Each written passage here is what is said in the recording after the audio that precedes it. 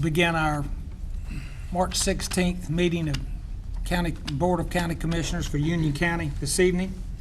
And we'll begin by our invocation. If Commissioner Akmus, if you would give us an invocation. Let's pray. Please. Dear Lord, we ask for guidance tonight as we hear and act on the business before Union County. We pray that you will help us to see that your will is carried out in all that we do and say. We especially ask for your protection over our county, state, and national police, fire, and EMS workers.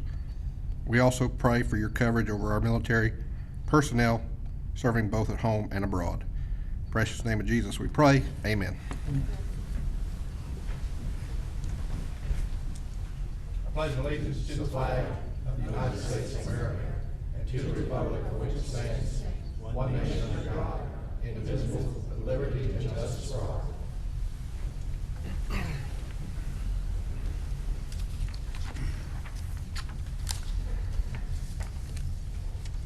And our first item is recognition of service award and retiree recognition. And I get to start off with one I can't pronounce. Pilar Nevis Haywood with the Sheriff's Office, 5 years of service. Megan Gutierrez, Sheriff's Office with 5 years. Dustin Medlin, also the Sheriff's Office with 5 years. Johannes Prince with the Sheriff's Office, 5 years of service. Desiree Blackman with Human Services. Crystal Bostic, Eugene Henderson, Teresa Cosmos, Sheila Tyler, and Teresa Medlin, all 5 years with Human Services. With 10 years of service, Elena Wolf with the Community Services. Sharon Boyett with Human Services, also 10 years. Gregory Fultz with Human Services, 10 years. And Deborah Patterson with Human Services with 10 years. With 15 years of service, Bill Whitley with Community Services, and Sharon Gullen with Public Works. With 25 years of service, David Womack with Human Services. I'd like to appreciate them for their services. And for February, we had one retiree, Carolyn Chappell, with Social Services with 10 years of services. We want to thank all of them for their service that they contribute to the county over the years. Next, we want to recognize a certificate of excellence in financial reporting. This is getting to be a habit, Jeff. Give you a little background. The Certificate of Achievement for Excellence in Financial Reporting has been awarded to Union County by the Government of Financial Officers Association of the United States and Canada for its 2014 Comprehensive Annual Report, or their CAFR.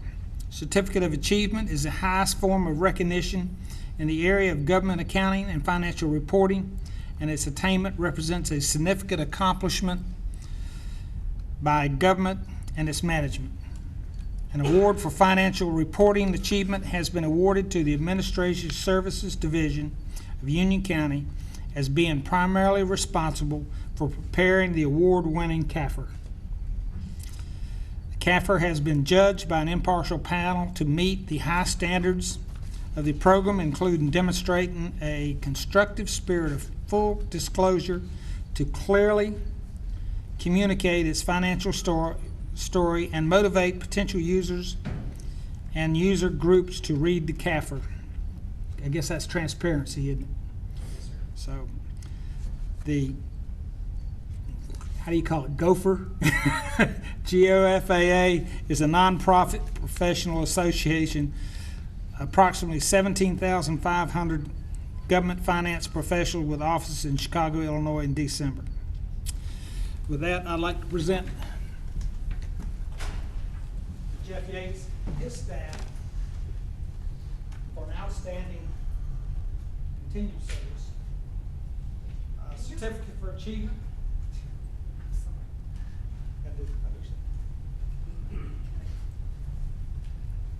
For achievement for excellence in financial reporting presented to Union County, North Carolina for its comprehensive annual financial report for the fiscal year ended June 30th, 2014. Thank you very much. We appreciate all that you do. I think she's still trying. You're in, Cindy. Thank you. Thank you, Jim. I'll try.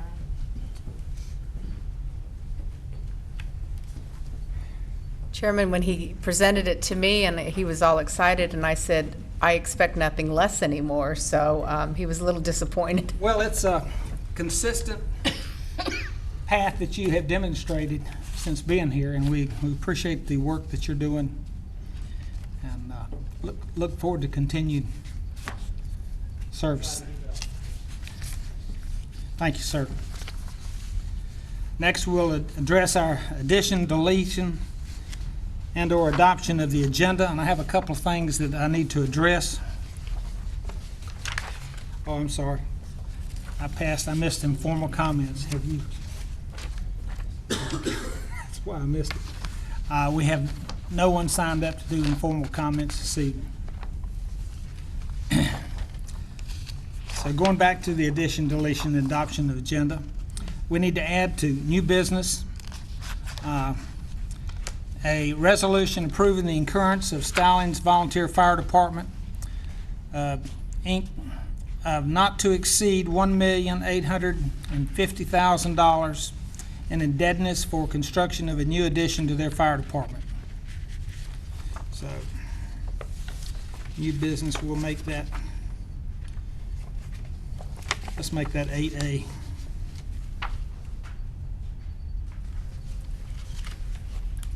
And we also need to delete from our consent agenda, item 4A.1.4, lease of the office spaces at Union County Agricultural Center to the North Carolina Forest Service. Are there any other items that would be addressed? Move to approve the agenda as submitted and amended. Okay. Any further discussion? All in favor? Aye. All opposed? None.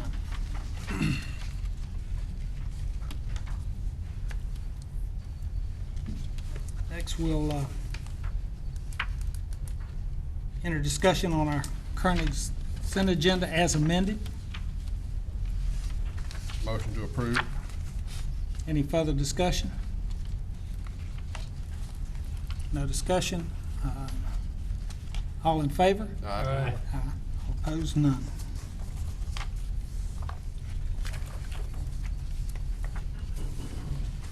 You said I'll go this fast, right?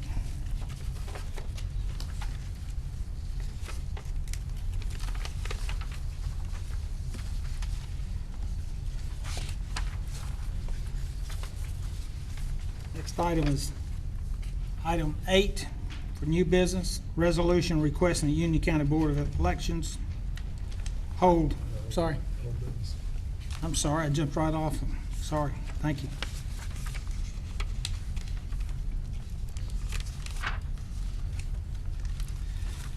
That's why when I started reading it didn't sound right.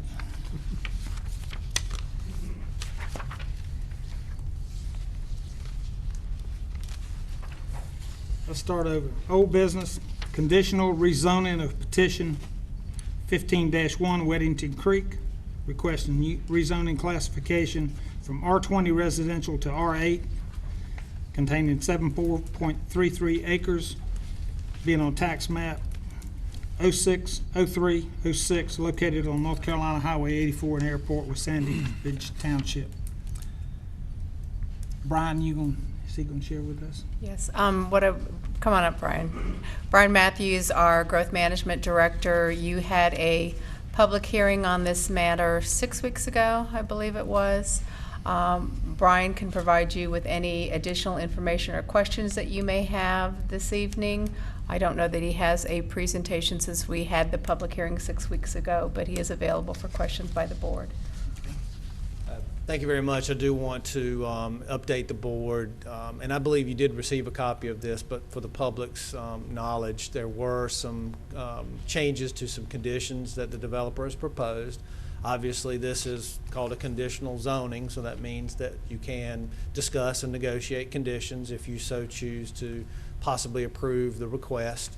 The developer did submit a request to amend the conditions that he had previously submitted, and that would be in the form of, number one, he would establish, or be willing to agree to establish, a minimum of 40 units would be single-story units.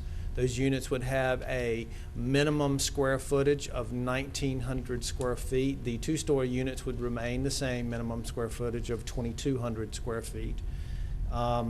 He is also agreeing to eliminate masonite as an approved construction material. Previously, that was not excluded. Vinyl was excluded as a construction material except for some accents, but not the entire outside could be vinyl. Those are some additional conditions. The developer had other conditions that we discussed last time. I'll be happy to go over with him if you like. But those were the changes that the developer submitted. He is here, and this board is free to discuss with yourselves and with the developer anything that you might want to consider as far as possible conditions on this project. And I have answer any questions you might have. Did the question on taking masonite, does that limit it to brick or hardy board?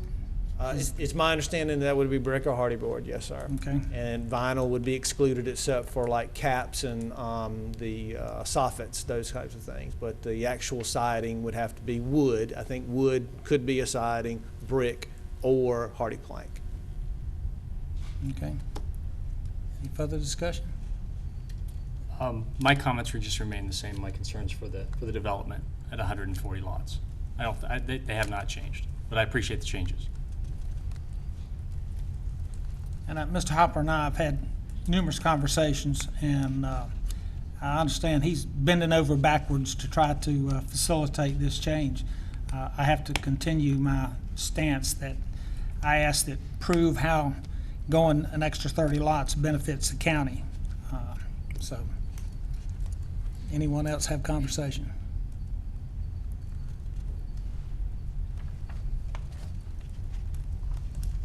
Okay. Do we have a motion to? The developer's asked, can he speak? And of course, that's your decision as a board. Come ahead, Mr. Hopper. Thank you, Board of Commissioners. Yes, I hope I hadn't been pestering you guys too much, but we've been trying to work hard on how to make this, like Ms. Chum said, a win for everybody. And, as I think I sent today our market study, it's showing that there is a demand in this area for empty nesters and guys that want, people that have kind of raised their children, want to have, still be in the area, but, they're not going to want to have, the great bulk of them will not want to have two-story houses. So, that's what we're saying, a minimum of 40. And we're going to age target it, the community where, we'll know have at least that many. So and those guys won't have any burden on the schools, as you know. It also would help, with some additional rooftops. I know 30's not that many more, but in terms of commercial, of the overall, density, you just need to start having a little bit of mass, so it'd help with that, bringing on, your service type, commercial and that kind of thing. But, we're just kind of opening the dialogue, and Ms. Chelms has been, and all you guys have been great, and we appreciate it, and we want to just try to figure out what we need to do to work it out with you. That's what we need. How can we there are a lot of conditions that we went through that, the setbacks all the way around the, the property or things that we're doing, all the finishes, that's not under the original 110. So we are trying to make it a win for both, both us, but we need, we just think that market does not need, the bigger lots, and that, especially if you start talking about active adult type and empty nester folks that, they don't, need to have that as much yard to mow necessarily. But, what can we do, I guess, is the question. We're all here. This is the way this, new program that, y'all work so hard to put together is, and so we're trying to take it for a test drive, if you will. Ask one question, please. 40 houses, single story that we discussed. You're a developer, right? So therefore, builders are going to build. How are you going to ensure that you Well, adhere it'll to be on that. this plan, and I'm sure Brian can get into great detail, can explain it, but it will be, it's set up to be enforced. And we're gonna be, marketing it that way too. Just, I can speak to that. We have to actually issue COs for all the homes that are in the project. So any conditions that would be approved, if it were related to construction materials or the size of the house, we actually will have to regulate that from the planning and building inspection side. Okay. Any questions, Commissioner Rushing? Yes. If you didn't get the extra lots, I mean, you could still do the project, and basically you would be unrestricted in what you could do. You could build, vinyl throughout, whatever. any size we wanted. I think there's, we can set right back up to the property instead of having those buffers all the way around. What else? I mean, we had a lot of things we went through and worked through on the whole thing, but so it just Those are some that come doesn't to stop the mind. project, it just unrestricts you from the other things. right. It just, right, which I think all these things we're talking about, we agreed with them, we agree with you guys, that it makes for a better, cleaner looking house and community. And, it just helps with the overall economics if you're doing, you're providing a top lot size that would be better for the market, for the buyer that would be focused on, and it gets more, it does get a little bit more lots and that, but, and we understood your concern about, well, we don't, what are going to be about the schools? Well, this is, this addresses that. And, we're just kind of hoping you guys can see your way clear to work with us. If there's something else we need to talk about, I mean, I know you guys are all very reasonable fellas, and so am I. Well, can you tell me exactly how those 40 lots are going to be geared towards empty nesters? There's no age restrictions on the There wouldn't on be, the lot. there would not be, we're not gonna age restrict it per se, but, somebody with a family is gonna wanna, 9 times out of 10, are gonna wanna have the two-story house for the kids and that kind of thing. And another thing that, and I think I pointed it out in that first, email I sent, is we are still gonna be, we're still keeping the overall impervious, which means houses, roads, driveways, everything that impacts the ground at 24%. So that right there shows you that, and it was kind of up near 24% when it was based on the 110, but we had, a bigger allowance for the size of the footprint of the house. So this way, we've decreased the size of the footprint of the house to still be under 24%. So that equates to less bedrooms. I mean, I can't give you an exact number, but it's not like, it's just, it would more than offset it. Well, and that's my concern. There's no, the 1,900 square foot homes, there's a lot of single family homes that are 1,900 square feet with a family in there. So it doesn't necessarily equate to empty nesters. It doesn't totally, but it does. I mean, if you're going in there and you're, you can buy a 2-story house, it's, it's just gonna be a lot more likely than if it was, all 2-story houses. And maybe, so, I just echo my concerns as I had before. At 110 lots, I wish you the best. I can't support 130 simply because I disagree with your price point. I don't think that's at $150 a square foot is sustainable in that area and for the type of houses that you're putting in. So when I look at that and the burden put on the school and the expense on the county, I just don't see it as a benefit to the county for the extra 30 lots. well, okay, I'm not gonna argue with you. No, but I do appreciate what you've gone through, and again, 110 lots, I wish you the best on that, but I personally can't support the other 30 lots. Any further comments or questions for Mr. Hopper? Make a motion. Okay, well, do we have a motion to consider rezoning request and adopt applicable consistency statement? Mr. Chairman, the motion would be to approve or deny the petition and approve the consistency statement. Okay.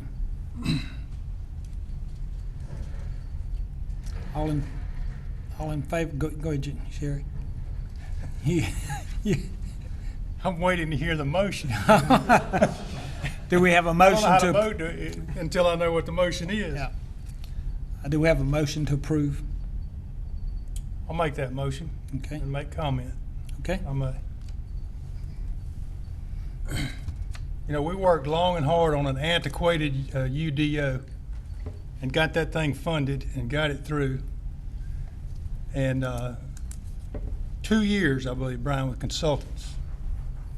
We had this system of points by the planning department, 180 unfavorable to 110 favorable. Who can figure that out? We now have this system in where we have, I believe, a planning department has approved this project, planning board that has approved this project.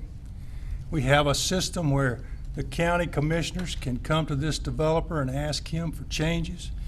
He's stepped up the quality of this project and can turn around and step it down if we deny him that opportunity. I believe in an abundance mentality. We're not going to make this county better by restricting the pieces of pie that the people who buy property and pay taxes on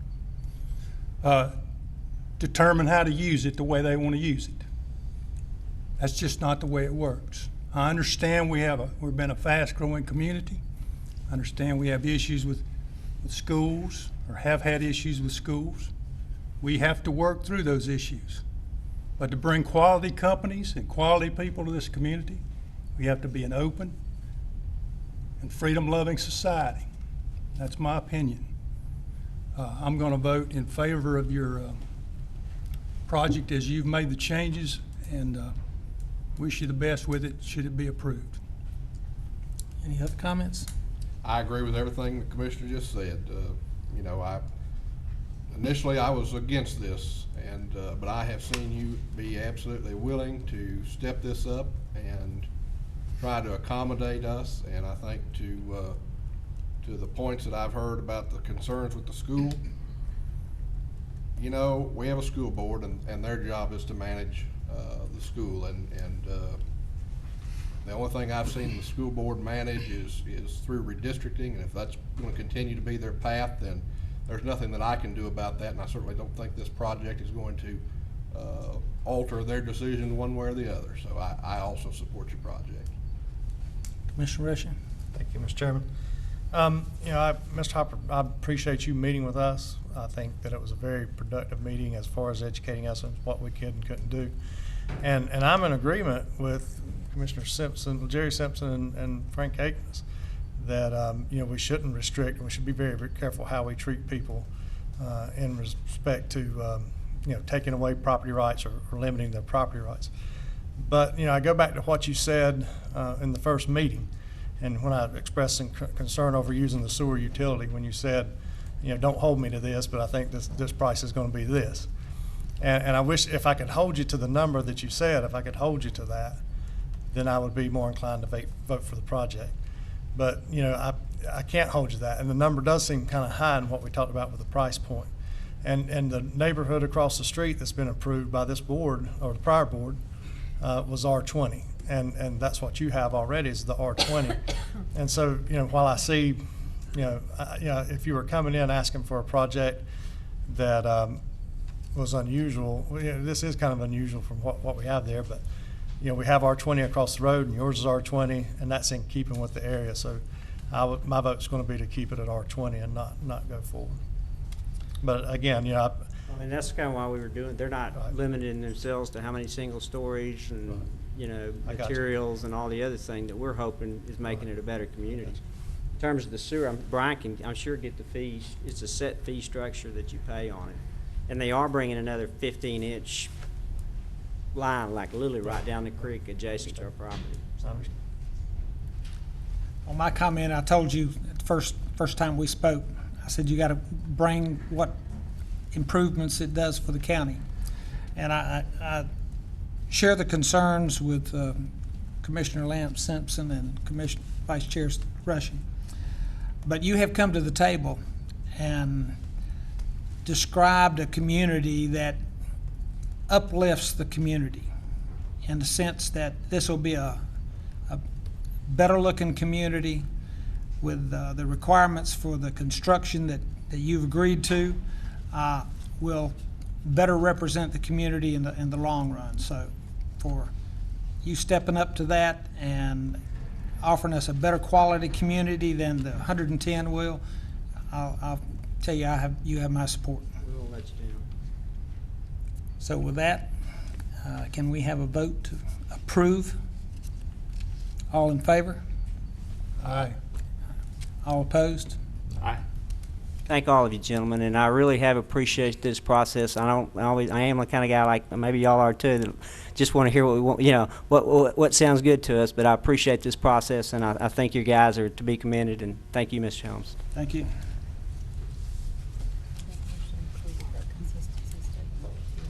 Yes. Okay, next we have item 6, the water and wastewater capacity update. Mr. Gasecki. I'll just give a little bit of background. Staff was requested on a quarterly basis to provide the board with an update as to where we stood with capacity. We thought in tandem with that, it would be helpful for the board to also know where we were with respect to our capital improvement projects that relate directly to capacity. So Mr. Jasicki is going to be going over both of those components with you this evening. As soon as I get the computer rebooted. Oh, someone shut it down. It's not just you, it happens to. No one I can blame it on either. Meg was the last person who was standing there. Actually, Ashley's the one who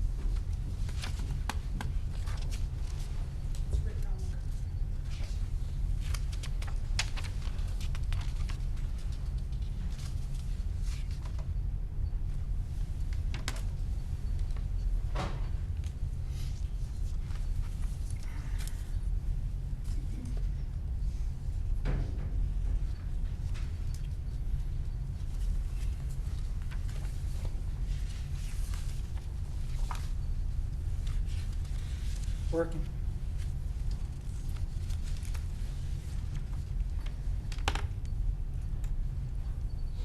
I could ad-lib the whole thing. Well, you said you were long-winded, so just save your just- breath for a minute. The board asked us to, as Manager Cotto indicated, asked us to give you an update on where we are in terms of water and sewer capacity allocation. How much capacity are we flowing right now in our water and wastewater system? How much capacity do we have committed on paper to new development? And also ask for an update on where we are with regard to building new capacity to meet those needs. So if I can get all the slides to work, and if not, I'm going to bring my laptop over here and hook it up if this doesn't come up, because it's still working, but doesn't seem to want to open. To give the board just a quick background and the community quick background, back in the last decade, we were really stressed in terms of our water and, all right, it keeps telling me password is incorrect.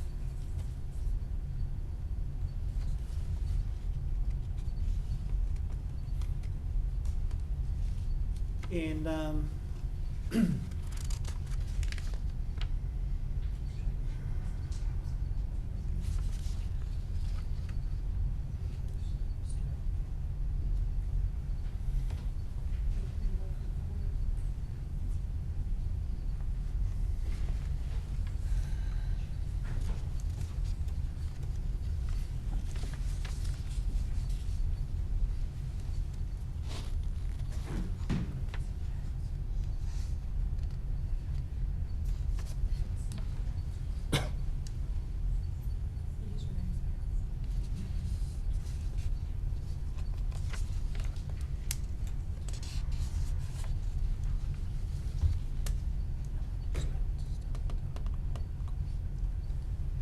to come down at 5 o'clock and make sure this is all working too.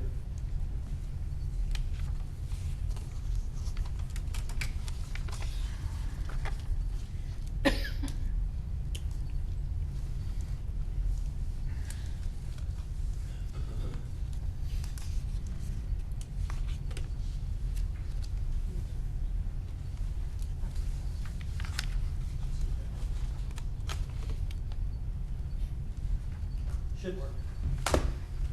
Just a little slow. As I was saying, back in the last decade, in the early 2000s, both on the water and sewer side, we became exceedingly stressed in terms of our system capacity. Now, it's still working. I'm just talking to keep you entertained while it comes up. On the wastewater side, we saw wastewater flows in 2006 actually exceed the plant capacity that we had. In 2007, we further exceeded, for 6 months of the year, exceeded that plant capacity. So we're extremely stressed in terms of our overall wastewater system. We also, back in 10 years ago, did not have great business systems and processes. Currently locked with maybe. I may have to give this whole thing, but I can do that if I need to. Part of the other challenges we had back in 2004 and earlier time frame, we didn't have good systems in place to track our water and sewer capacity. So we were tracking water on one side, sewer on another. We didn't have a comprehensive database that was pulling it all together. We were using, instead of our own administrative process to track capacity, we were using our permitting with the state. So if you got a state construction permit through our process, that was the trigger that allocated that capacity to you. So it wasn't a process that we directly controlled. It went through the state and came back. So between all that, between having flows that were high, we had extreme growth. I think in 2003 we had 17% growth in our customer base on the water side. Just extreme kind of numbers. Not having good systems in place, not having good tracking in place. The board implemented a sewer allocation policy in 2007 and said we need to get control over what we're doing in order to deal with this. Likewise, on the water side, we weren't in a much better situation. In fact, we were just about the same situation. In 2006, our peak daily flow, which is the number we look at on water, because we have to meet our water supply every day, our peak flow numbers in 2006 were bumping up and hitting the plant capacity we have in our Catawba water treatment plant. In 2007, we went into the drought, and our peak numbers even got more extreme. And even as we went into water conservation measures, we found that our peak numbers were still pretty extreme. We had the same problems on the administrative side, same lack of tools, processes that weren't as good as they should be. And the board, again, implemented a water allocation policy to deal with that situation.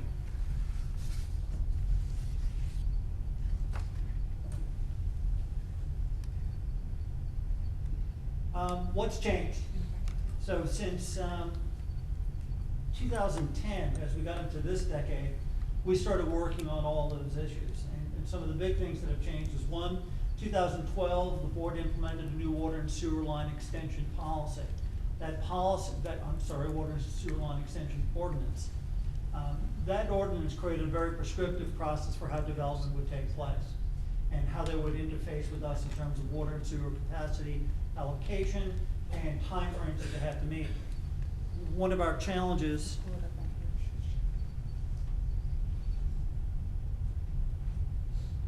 under our old system was, once you got a water and sewer permit, those permits went on ad infinitum. So there was no way to recover capacity if development did not move forward.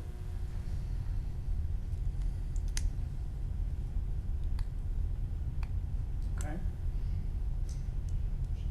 Should. No.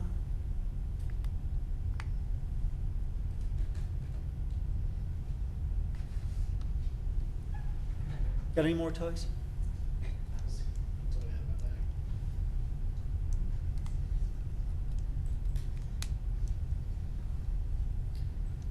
So some of the tools we put in place. One was the new ordinance, which did two things for us. One, it established the process. We created a standard water and sewer line extension agreement. So every new developer that comes in has to go through and execute a formal agreement with Union County that says, here's how much capacity you get exactly. Here are the plans you're going to build according to that agreement for that capacity. And if you want to change it, you have to go through a formal process. We also established a 5-year time frame that said we're only going to allocate capacity out for 5 years. So if you've got a project you think is going to take 10 years, you're going to need to do it in phases because we're not willing to allocate capacity out for extended periods of time. And we also require the developer to pay us capacity fees up front in that process. So that gave us much better tools for managing the overall program. And if you can't see them, at least I'm going to try to look at my notes so I can follow along here. On the water side, we did very similar things. Well, let me go back on wastewater. So we put process in place. We entered into an agreement, well, we had an agreement with CMUD that allowed us to exercise an option to go from 1 million gallons per day to 3 million gallons per day of capacity in the McAlpine Creek wastewater treatment plant. As part of that, we also built a diversion project paid for 80% by the development community that allowed us to take flow from our 12-Mile Creek wastewater treatment plant and divert it to the McAlpine Creek plant in Charlotte, Mecklenburg. That essentially gave us 2 million gallons more capacity at our 12-Mile Creek plant. So we got some very quick interim capacity for very, very good rate, basically just paying off on their debt service. We've moved aggressively at trying to recover capacity. So we had a lot of capacity that was allocated onto the old policies that had some timeframes built into it that basically said after 3 years you've got to either build or pay your capacity fees in full. So if you haven't built and connected, you have to pay the balance of your capacity fees.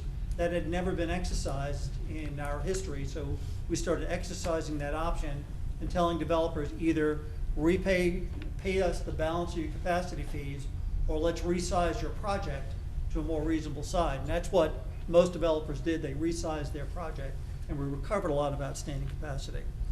With all that in place, we also moved forward with the permitting for the 12-Mile Creek wastewater treatment plant. We received a major milestone in that permitting back 2 years ago, and with that milestone, which was the finding of no significant impact from an environmental perspective, the board rescinded the sewer allocation policy in 2012. On the water side, we did similar enhancements. The first thing we did was contract for additional water capacity from our partners, Lancaster Water and Sewer District. As you recall, we are joint owners of that water treatment plant in South Carolina. They weren't using all their capacity. We entered into a lease agreement with them for them to lease us an additional 3 million gallons of capacity through 2019. We continued our water use restrictions. So we've been on the same drought restrictions that we were in 2009. This board has continued those restrictions to keep control over that peak day demand. We revised our future permits. We received all of our permits that are required for the future expansion of the Catawba water treatment plant. So on the wastewater side, we all have all of our permits in hand now to allow us to expand the 12-Mile Creek wastewater treatment plant. We have the same situation on the Catawba water plant. We now have those permits in hand. So we've done the paperwork in the administration to get us there. We can move forward with that expansion as it's needed.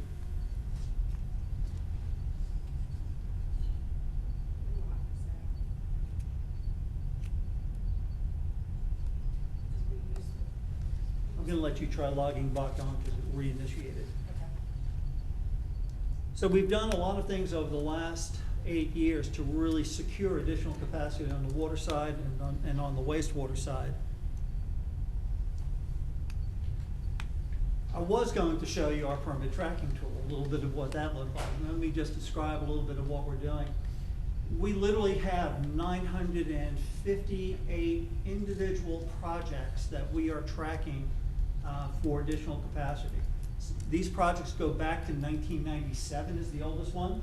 Most of them are from 2004 forward. Some of these are single subdivisions where they required, anything that requires a water or sewer line extension would qualify as a project.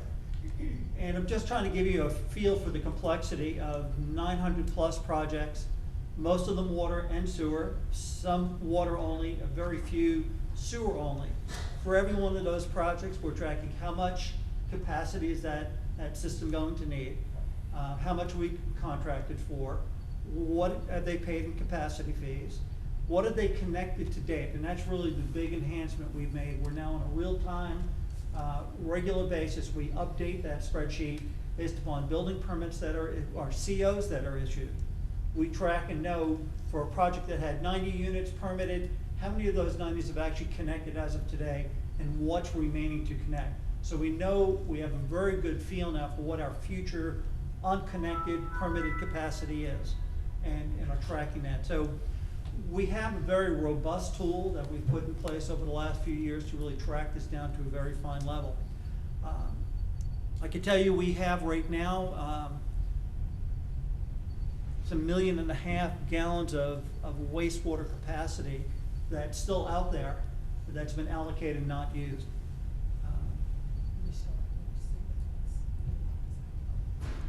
Let me talk a little bit about existing.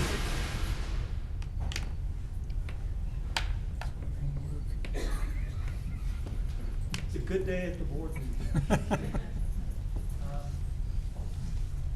Let me talk about wastewater capacity and wastewater allocation. The county essentially operates three major wastewater collection systems. Our 12-mile creek wastewater system, which is really now combined with a small part of the county that's a 6-mile basin, as I described earlier through that diversion project. So we have our 12-mile creek, 6-mile basin. We have our Crooked Creek Basin, which is served by the Crooked Creek Wastewater Treatment Plant. And we have what we're now calling our East Regional System, which is actually served by the city of Monroe. We own the regional transmission system that collects wastewater from unincorporated eastern part of Union County as well as Marshville and Wingate, and is treated by Monroe. So we track capacity allocations against each of those systems. And what we look at on an ongoing basis is what is our current flows actually going to the treatment plant. And we also look at what is this unconnected permitted capacity. Because if it's already connected, it's reflected in that flow.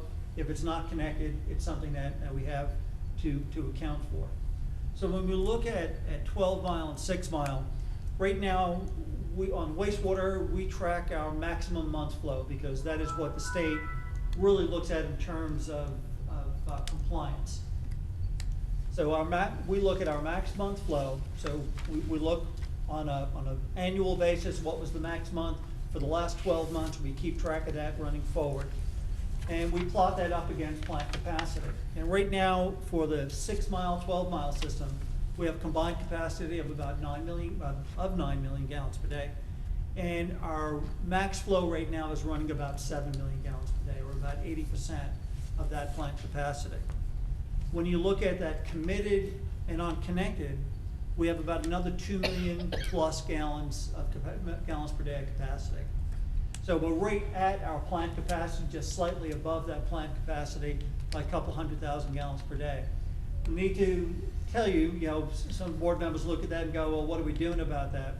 Of that 2 million gallons of committed, unconnected capacity, there's about 700,000 gallons of that is actually expired, that their permits with us have expired. We're on here. We're on here if you put it there, from there. What are you seeing, the That's the presentation? current max flows are 81% of available I can see capacity. yours. Great. He's going by the tablet. 'cause Okay. Well, at least the board can Carry see it, on. and there we go. I want the people to see this. It just popped up. Only took 15, 20 minutes. There we go. Let's make it prettier, please.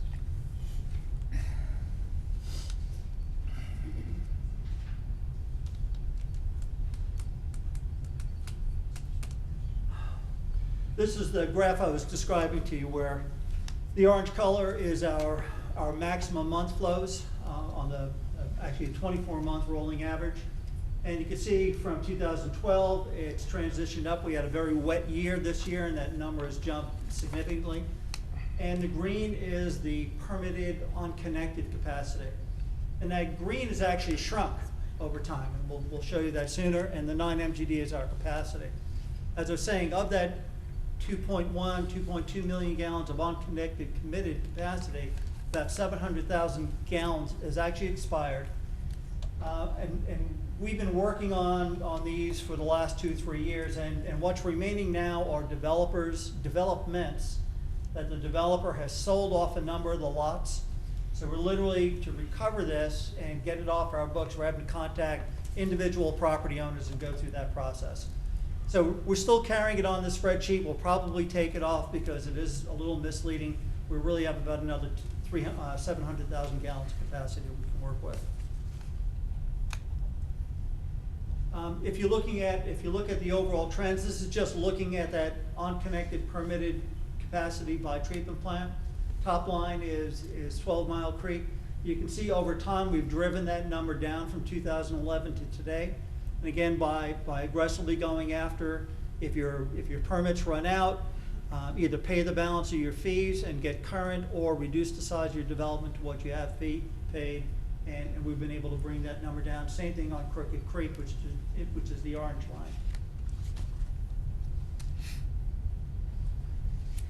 Looking forward then, okay, if we're in a situation today where we're about 80% of capacity, the state has a rule on wastewater that says when you're at when your annual average flow, not your max month, but your annual average flow reaches 80% of your plant capacity, you need to be in the planning stages for expanding your plant.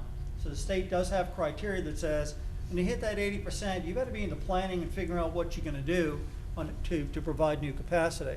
When you hit 90%, they're saying they're not going to approve any more permits unless you already have from them all of the permits you need to expand that plant. As I said earlier, we're well ahead of that curve. At this point, we're at 80% of flow, and we already meet the 90% criteria by having all of our permits in place. What we're looking at here is the combined 6 Mile, 12 Mile. The light background color is the capacity of the system. You can see back in 2008, we were down at a total of 7 million gallons per day, 6 from ourselves at 12 Mile and 1 from Charlotte-Mecklenburg. In 2012, we bumped that up by another 2 million gallons per day with the agreement with Charlotte. And the blue line that turns to red is our maximum month flows projected forward. So the blue part, thank you, whoever who did that. The blue line is actual history, and the red line is projection. The green line is when you lay over that, the permitted unconnected capacity. So you can see from a flow basis alone that as we start getting out around 2020, we're getting uncomfortably close with our actual flows to plant capacity. We're saying by 2020 we need to have a plant expansion online. Just to back up, our schedule right now is to have, as I said earlier, we currently have all of our permits in place for 12 Mile. We're actually under design for the first phase of that expansion from 6 to 7.5. And our expected completion date is in 2019. This is the picture on Crooked Creek, and Crooked Creek looks a little tighter and go, gee, we're right out there at about 90%. The thing for the board to know on Crooked Creek is our 12 Mile, our plan is never to expand Crooked Creek. Right? We have 1.99 MGD capacity, and we have finished design and are going out for bid on improvements to the front end of Crooked Creek that will allow us to take flow from Crooked Creek and pump it over into the 12 Mile basin. And that's part of our master plan scenario that says, keep Crooked Creek where it is. It doesn't pay to expand it. It's an older, inefficient facility. So any flows that go over that 1.9 MGD capacity, we're projecting about another 750,000 over the next 20 years. Let's grab that, pump it over the ridge into 12 Mile, and bring it to 12 Mile. And that's part of the flow projections in our 12 Mile Creek Basin. So even though we're looking tight here, we're going to grab that flow and pick it up in 12 Mile and deal with it there.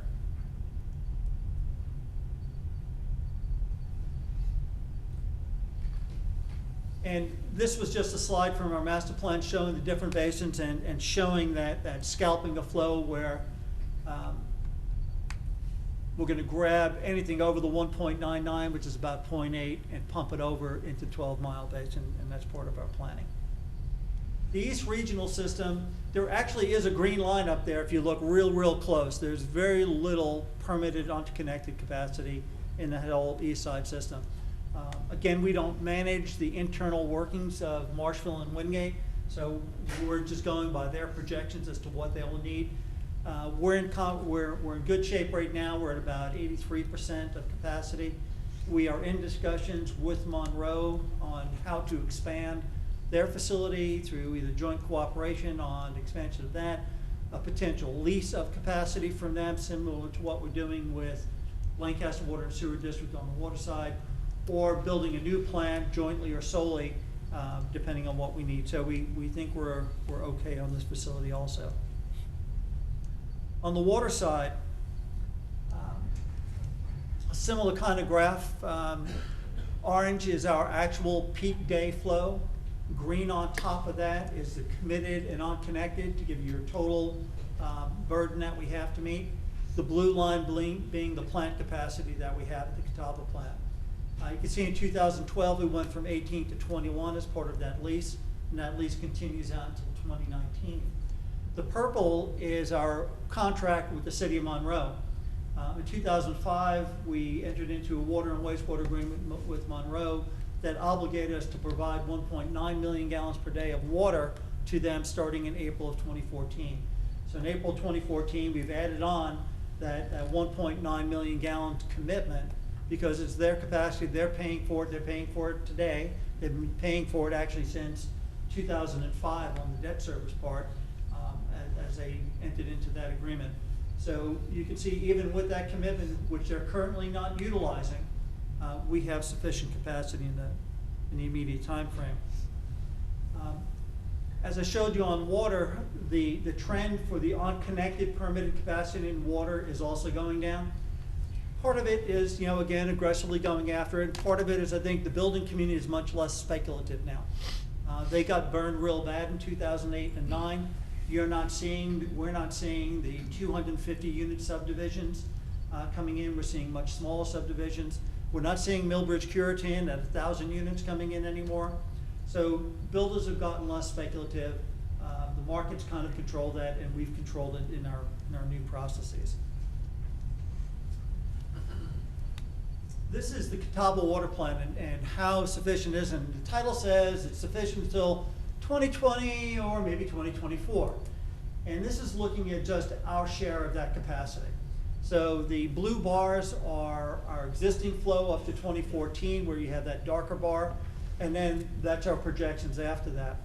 The red line is the capacity we have, where it went from 18 to 21, and we're showing in 2024 the need to expand that plant to a level that we haven't quite decided with our partners yet as to where that would need to go. And I know you're looking at that going, but Ed, that says you're in deep trouble come 2018. How can you say you're within capacity? And what makes it work a little bit better is when we look at the combined capacity of us and our partners, Lancaster Water and Sewer District.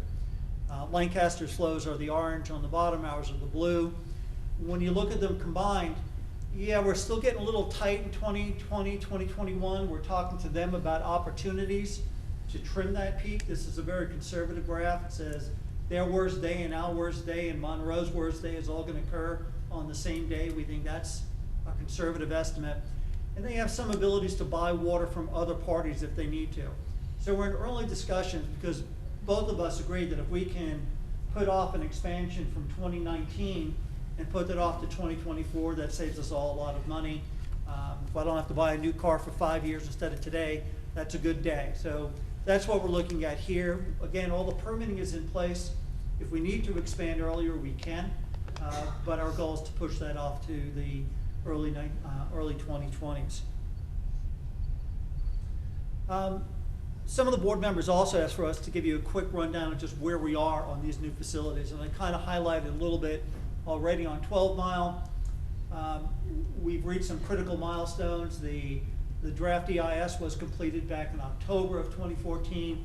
November of 2014, we received our permit, 4.5-year permitting process, so this was a diligent effort. I'd welcome all of you to come up to the 6th floor conference room and see the new poster we put up on perseverance.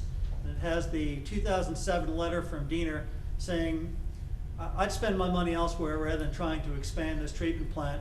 And underneath it is the executed permit from them to expand that treatment plant. So perseverance does pay off. Again, we've initiated design for your expansion up to 7.5, and our scheduled completion date is actually January of 2019, within a good bit before schedule. On the water treatment plant, again, we received our surface water permit from DHEC back in 2013. This was a renewal of the existing permit. So that's a 30-year permit for up to 100 million gallons per day. South Carolina issued all of our construction permits for the reservoir and new intake pump station in 2014, and the Army Corps issued the same permit, their corresponding permit, in January of 2015. So there's really no major regulatory obstacles remaining. Again, we're not looking to expand a plant. We're working with our partner on how to come up with the most optimum schedule for when we might need to do that. Yadkin plant is the other big piece, and I need to talk about this graph. The reason for that dip in 2022, the reason why our demand at the Catawba plant goes down, is that's when we're scheduled to have the new Yadkin plant on board. When we start that plant up, we'll utilize that plant, we'll draw less from here, and then start balancing the two out to meet our system need. And that's what creates that dip in 2020. So we're early into an extensive permitting process. We're essentially in this middle box that's outlined in red, slightly beyond that. We've gone through the preliminary notice of intent to file a petition with the EMC. We've done the conceptual sizing and scoping of the project. We have now finished our environmental impact statement and have submitted that to Diener. Diener is reviewing it before it gets formally submitted to the Environmental Management Commission, and then we get into that framework, which could take anywhere from 1 to 2 years to get us through the approval of that environmental impact statement. From there, we then have to go into a Federal Energy Regulatory Commission permit for a lake use permit, and then actually design it and build it. So we have a challenging schedule. As part of the environmental impact permit, I don't need you to read all this. There's 12 alternatives that we had to look at, from do nothing to our preferred option, which is a new water supply off of Lake Tillery, partnered up with our partner in Norwood, and bring that water to a water plant in Union County. But we had to look at every other alternative that we could reasonably come up with. So we are still looking at an alternative of expanding the Catawba plant, buying water from Charlotte-Mecklenburg, using groundwater, bringing water in from Blewett Falls Reservoir, bringing water in from Tuckertown to Baldwin Lake, using effluent reuse to supplement it. So we've got, again, a dozen different options that we required to look at. Some people in the community have seen this and have questioned, where is this water treatment plant going that you're planning to build? And I wanted to point out that it's still very much in the conceptual planning phase. We had to identify potential sites for a treatment plant so we could complete the environmental impact statement and know what the corridors are. So the 4 potential sites, there's 3 potential. The northern ones are the ones that are associated with our preferred option. The southernmost one near Marshville is associated with the option of if we were to bring water in from Blewett Falls. But the ones that are part of our preferred options, essentially right off Morgan Mill Road in that corridor, right bordering on Unionville, one up in New Salem, which was a site we identified some time ago, and another one right off Richardson Creek, not far from where our landfill is on the other side of the creek in that general area downstream from Monroe's water plant. And again, you can see we did not pick parcels or anything like that. We've drawn circles on the map. It's for environmental impact statement as we get the permits in place and actually get into conceptual design. we'll be fine-tuning the selection process. Again, completion date, we're looking at January of 2022. So a lot of information. I think the bottom line is that currently we are well within state guidelines in terms of wastewater capacity and capacity allocation. We are moving progressively on our water treatment plants and our wastewater plants in terms of capacity, and think we're in good stead right now and are actively managing this program. Any questions I can answer for the board?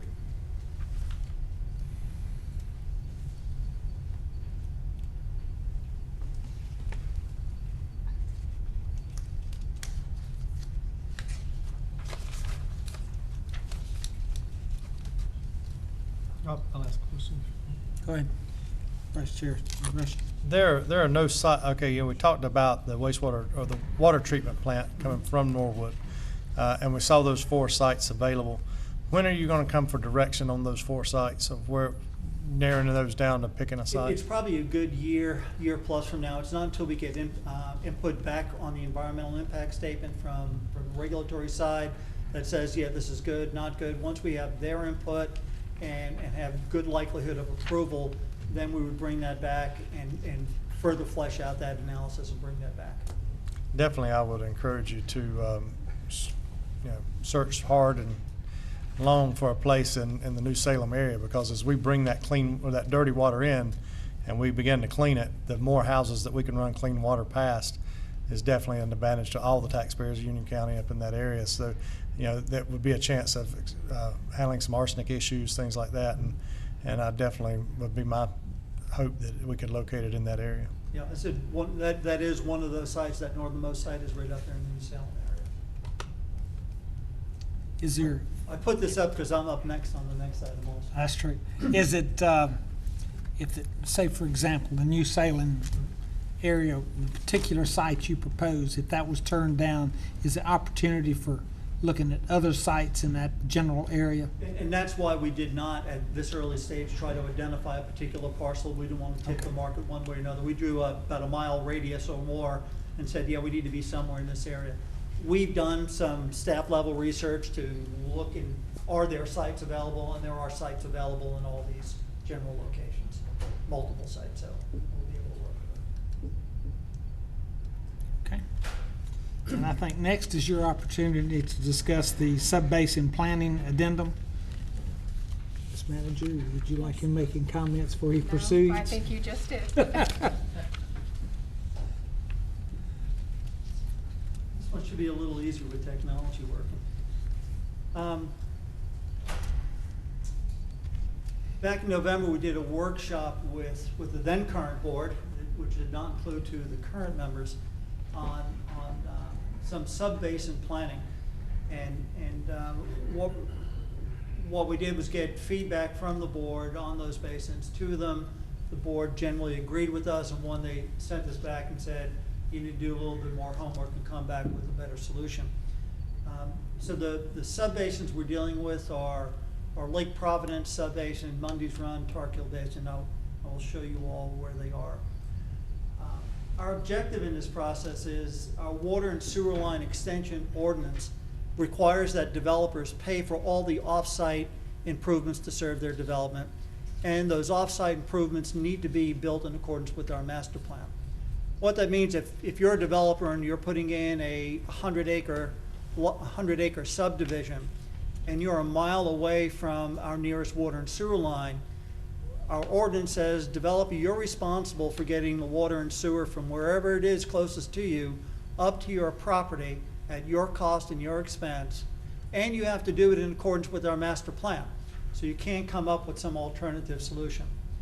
So because of that, since we're telling the developer, you've got to pay for it, you've got to build it in accordance with our plan, we looked at these 3 basins because from an engineering perspective, they all created challenges. And we said, we need to get in front, do the planning, determine the best alternatives based upon the board's input, what works best for these communities. And this way, when a developer does show up and say, I want to develop it, there's no negotiation back and forth with the developer on which way it's going to go or not go. So what we did in this, and this will be, if it's accepted by the board tonight, this will be a formal addendum to the master plan and incorporated therein. What we did was look to determine future collection system infrastructure needs in those three basins, where the sewer lines go. We tried to evaluate optimum solutions for providing sewer around a consistent policy framework. So as part of that, it was very important for us to go to bullet 3 and establish some criteria. What are the criteria we're going to use that we're going to propose to this board that could be used then in all other basins also?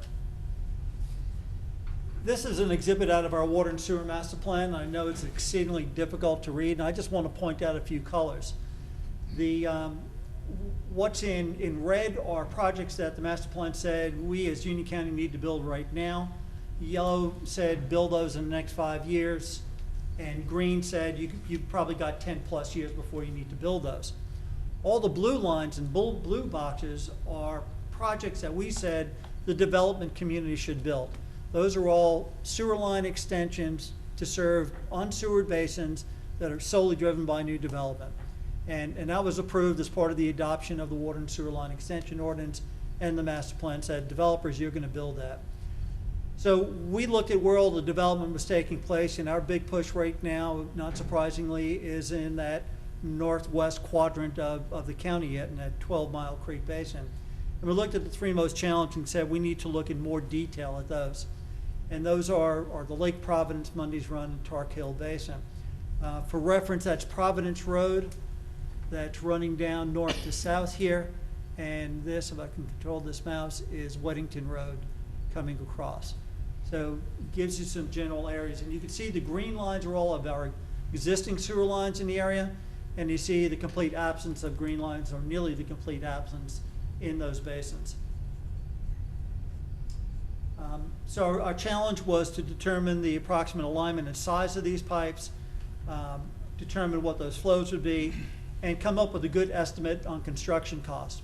Because one of the things we did with the water and sewer line extension ordinance, with almost the first project out of the box after the board adopted it, we created an amendment that the board approved that said, if you're so far upstream on one of these basins that it would be cost prohibitive for us to make you build that entire sewer line for the size development you're putting in, we'll let you do in what we title an interim alternative solution, which typically has been a pump station pumped to the adjacent basin. We'll let you do that provided you still pay your pro rata share of that permanent solution. So you pay for the interim solution and you pay your pro rata share of the permanent solution. So to have a developer pay that pro rata share, we had to have a very good idea of what that cost was, and that's part of this exercise, was to determine those alignments, come up with good cost estimates. The alignment criteria we came up with is that when we're looking at these new basins, and this would apply to not just these three, but any other basin that's unsewered right now that the developer was coming into, the alignment needs to serve any and all potential future public sewer customers via gravity. So our goal is, first and foremost, you got to serve not only your development, everything upstream of you, downstream, has got to be aligned up to this to be able to serve by gravity. That the alignment should follow natural streams and swales wherever possible, and that flows cannot be connected, and so that flows can be connected by gravity. And the third one is that alignment should minimize pumping. We didn't say it will eliminate pumping, but should minimize, because in certain situations, two of which you will see very shortly, we're actually recommending a regional pump station be built.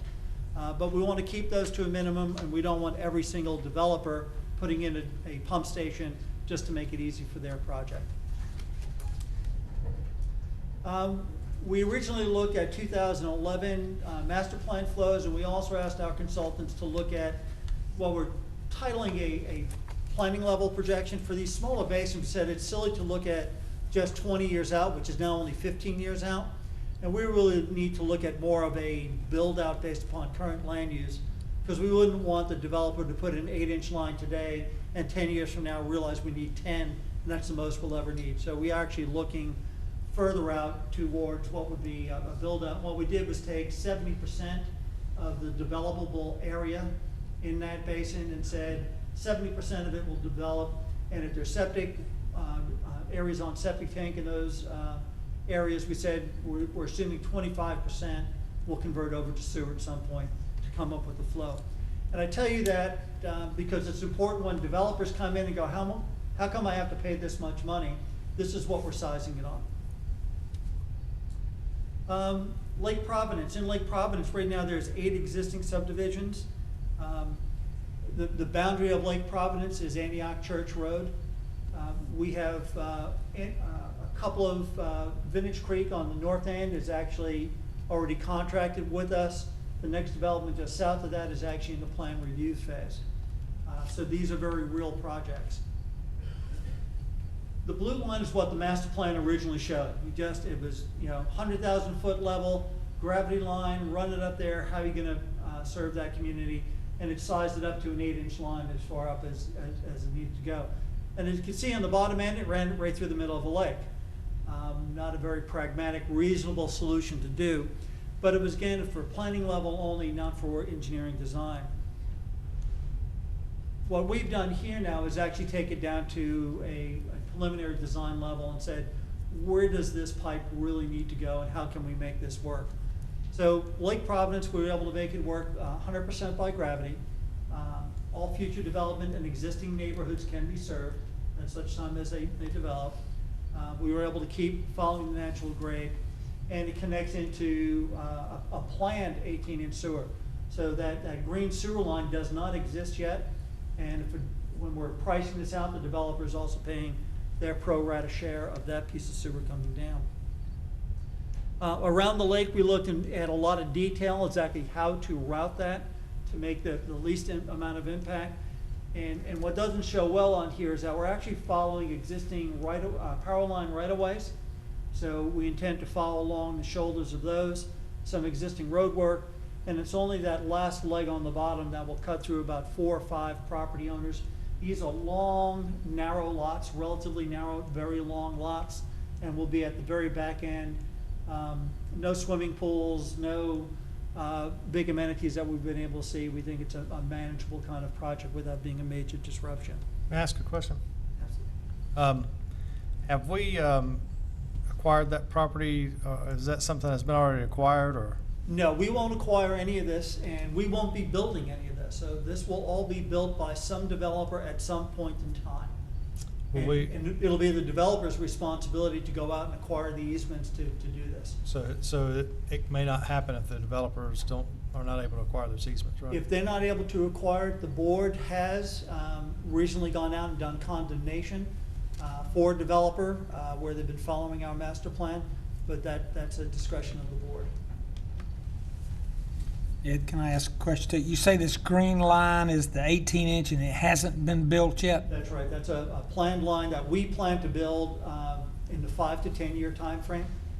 So if a developer, when we're pricing this right now for those 2 developers that are upstream, they're actually paying their pro rata share of the yellow line and that green line going south until it connects to our existing. How far will you have to go beyond Lake Providence to hit a line that could accept that?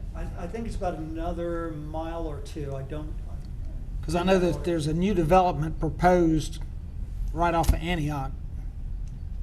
The one that's working right off of In that Antioch Whittington- is, yeah, it's let me go back to the previous. Yeah, this development right here.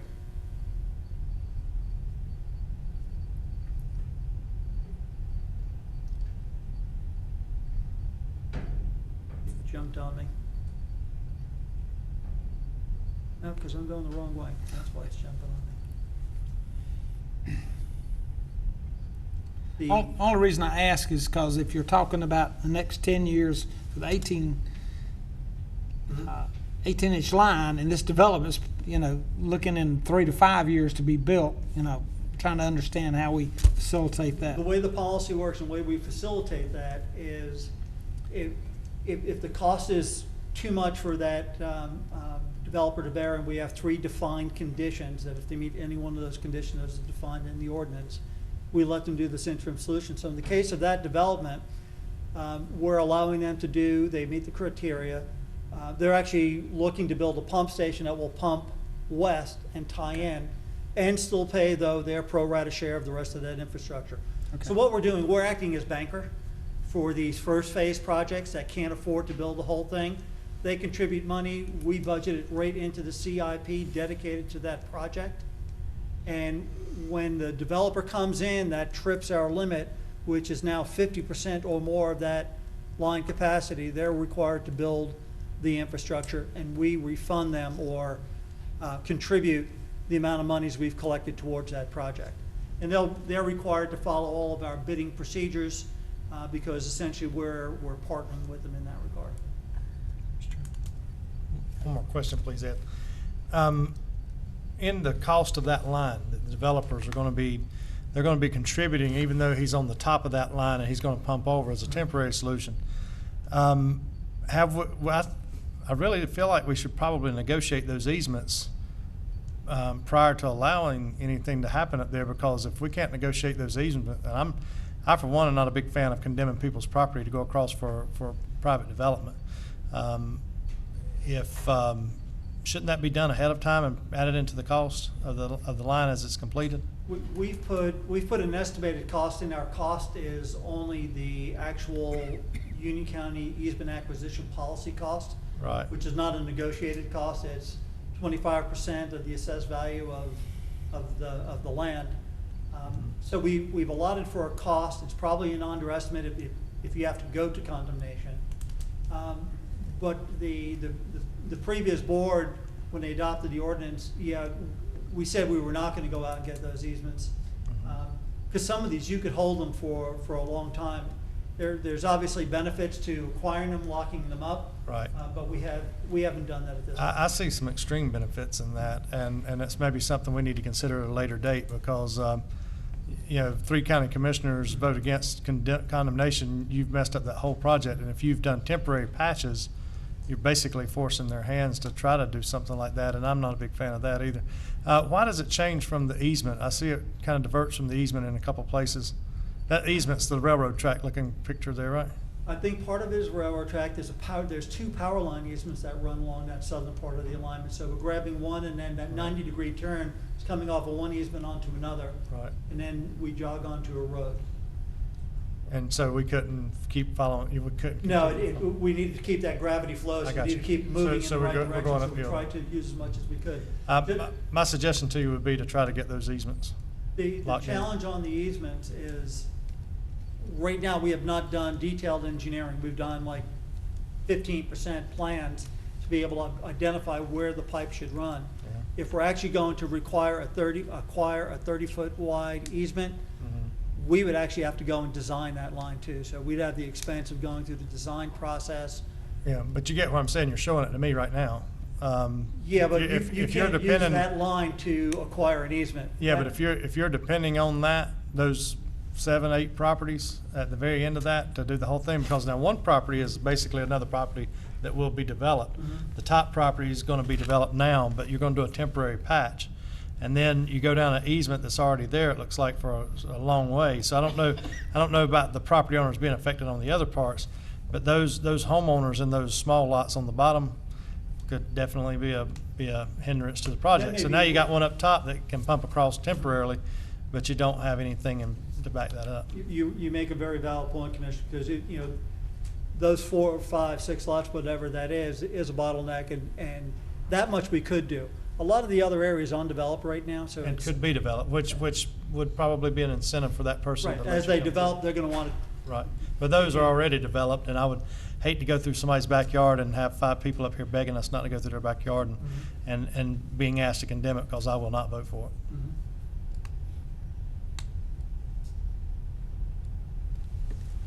Just the project cost, the total cost of that infrastructure is about $2 million. And I point that out again, not our cost, that'll be the developer's cost of all those developers that will utilize that basin. Mundy's Run is the area between Weddington Road on the north and Providence on the west. There are 7 existing subdivisions in there that are on septic. We have 2, possibly 3 projects in the works right now.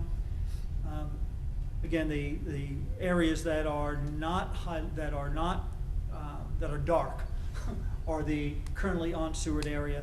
And the board probably will remember this was the Woods subdivision, a lot of this area. A lot of controversy took place 10 years ago on just how that might or might not be developed.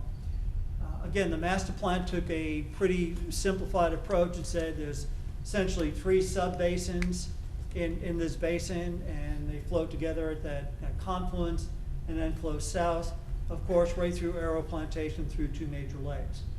But again, at the master planning level, that's the line that was drawn and said basically need to follow this plan. Question before you go forward, please. Is this starting below the Ray Road extension?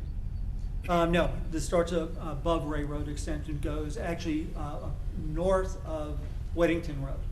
So it goes onto the north side of Weddington Road. There's Shea Homes development that actually goes all the way up to Weddington Matthews Road, and this drainage basin tops off at Weddington Matthews Road in that area. Okay. That's the ridge line on the very north of this. That dashed line is actually Weddington Matthews Road. I'm just basically asking the consideration, since that road's coming through, it will have an impact on it. Yeah, we're obviously looking at where that will be. It comes right through the middle of the site here. I think this is Ray Road right there, where that arrow is, where it would come through. When we looked at this in more detail, the recommendations our consultants came back with is you've got 3 areas on upstream that flow by gravity, relatively undeveloped. We can get piping routed there. When you hit the lakes and hit Arrow Plantation, there was no more good way to route that pipe down around those lakes and get it back down to the bottom end of the basin. And the recommendation in this case was actually to build a regional pump station at that confluence and pump it over into our existing sewer lines.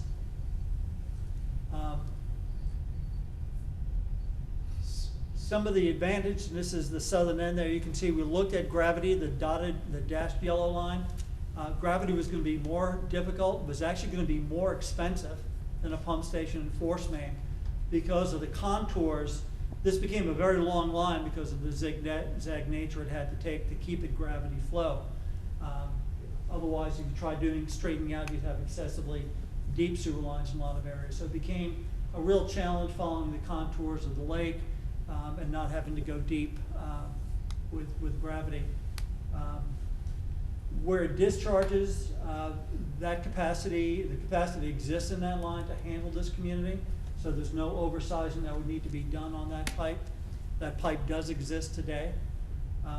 And you can see it's only a little, about a mile upstream from where it would have connected by gravity anyway. So based upon the fact that this cost was actually less, it was not going to disrupt the Arrow Plantation community. The Arrow Plantation community is on septic. They have not voiced any interest in connecting to sewer. And any area right on the southern end of that did want to connect to sewer still could run a gravity line up from the south end there and connect in if they needed to. So we thought it was a good solution in that it employs a regional pump station that we need to maintain, but it created much less disruption to existing communities, which was part of our goal. And the cost of that, again, is about $2.5 million for that project cost.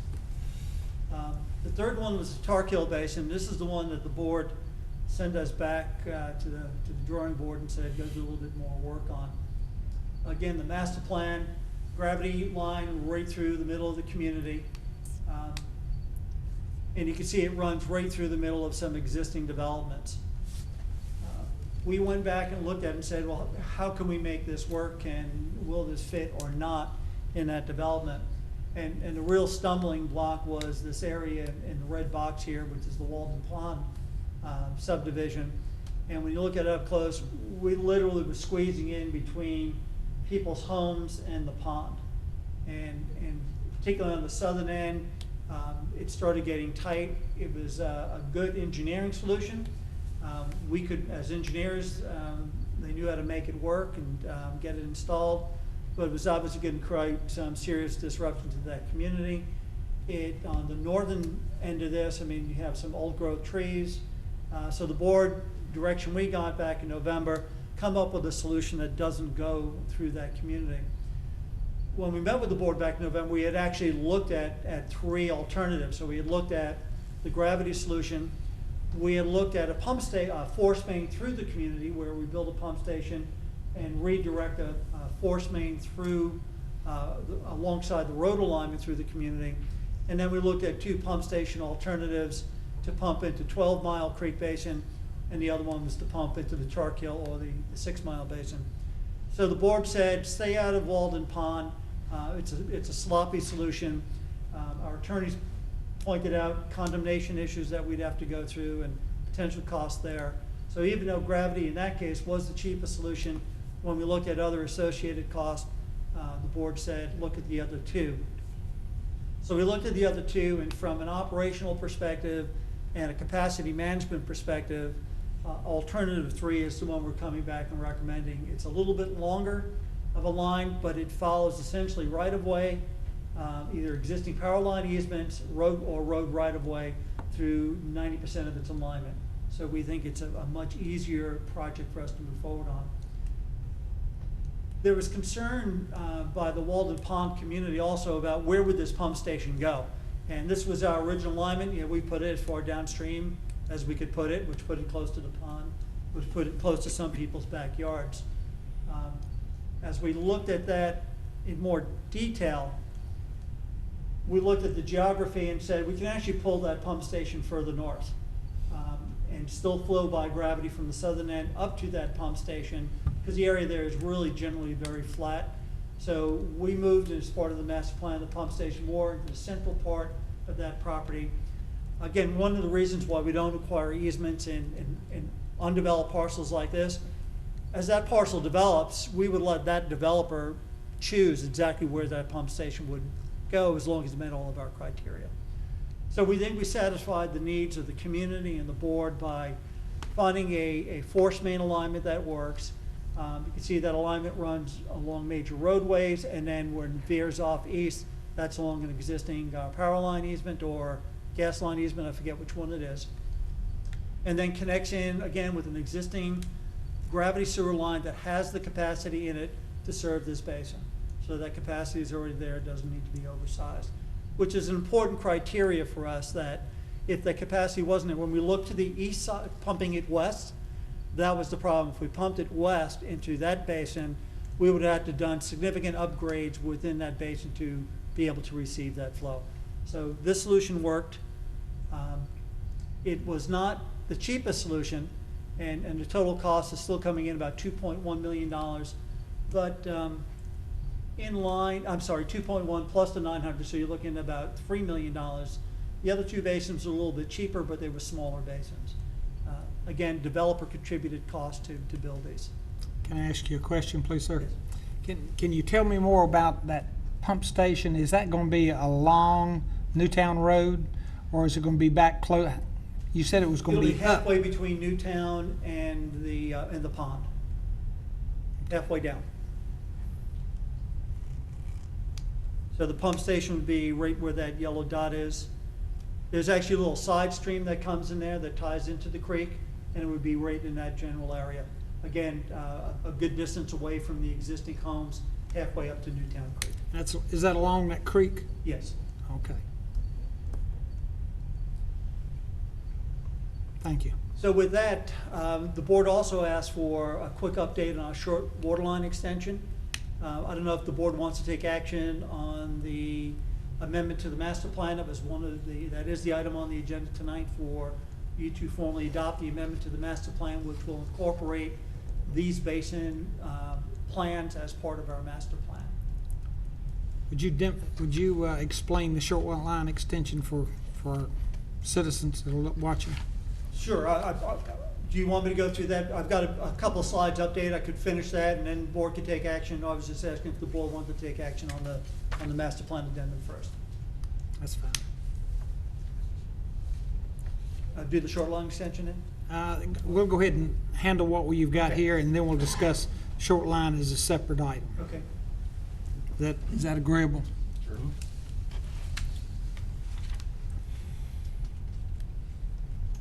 Mr. Chair, I make a motion that we approve the sub-basin planning addendum as part of the comprehensive water and wastewater master plan. Any discussion? Vice Chair Rush?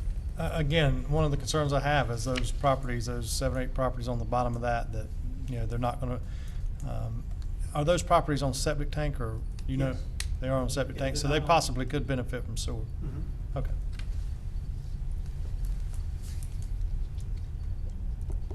All right, any further discussion? All in favor? Aye. All opposed? None. Thank you. Kind of associated with this marginally, but it was adopted as part of the water and sewer line extension ordinance, was a short water line extension program.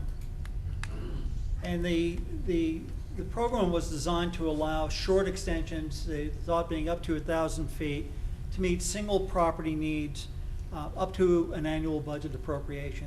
And for the last 3 years, the board has been appropriating $500,000 a year into this program to allow us to do this. Again, the focus was on residential extension. Commercial or other non-residential was also allowed. And we gave special consideration to if you had health hazard that needed to be eliminated. And that consideration was was a cost consideration.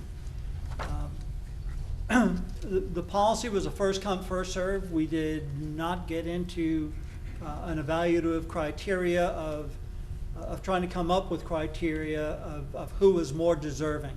So we said, here's the policy. If you're interested, motivated, show up July 1, the first Monday after July 1. The first year it was July 1, and we actually had to scramble to get out there on Sunday until people come back on Monday. But it is first come, first serve. The extensions normally don't exceed 1,000 feet in length. If they go more than 1,000 feet, the property owner is required to pay the cost beyond 1,000 feet. We pay the cost for that first 1,000 feet. And we will allow multiple property owners to get together. So we'll allow up to 5 applicants for a total length of 6,000 feet to come together as part of this project. So if you've got a couple of neighbors on the same street, we allow them to come together as a single applicant for those 5 properties. Again, the county will fund, for commercial, we only pay half of the first 1,000 feet. Residential, we pay 100% of the first 1,000 feet. So for commercial, they pay 50%, we pay the other cost. Anything beyond that, they pay 100%.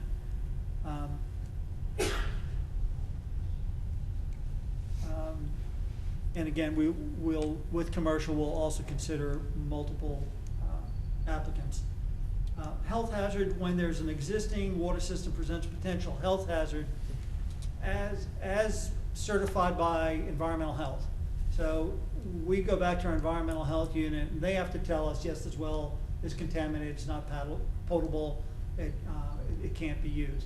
So if someone just comes and goes, I don't like my water, I have hard water, and it's tough to shower, that's not a health hazard, even though we have some people who think it is.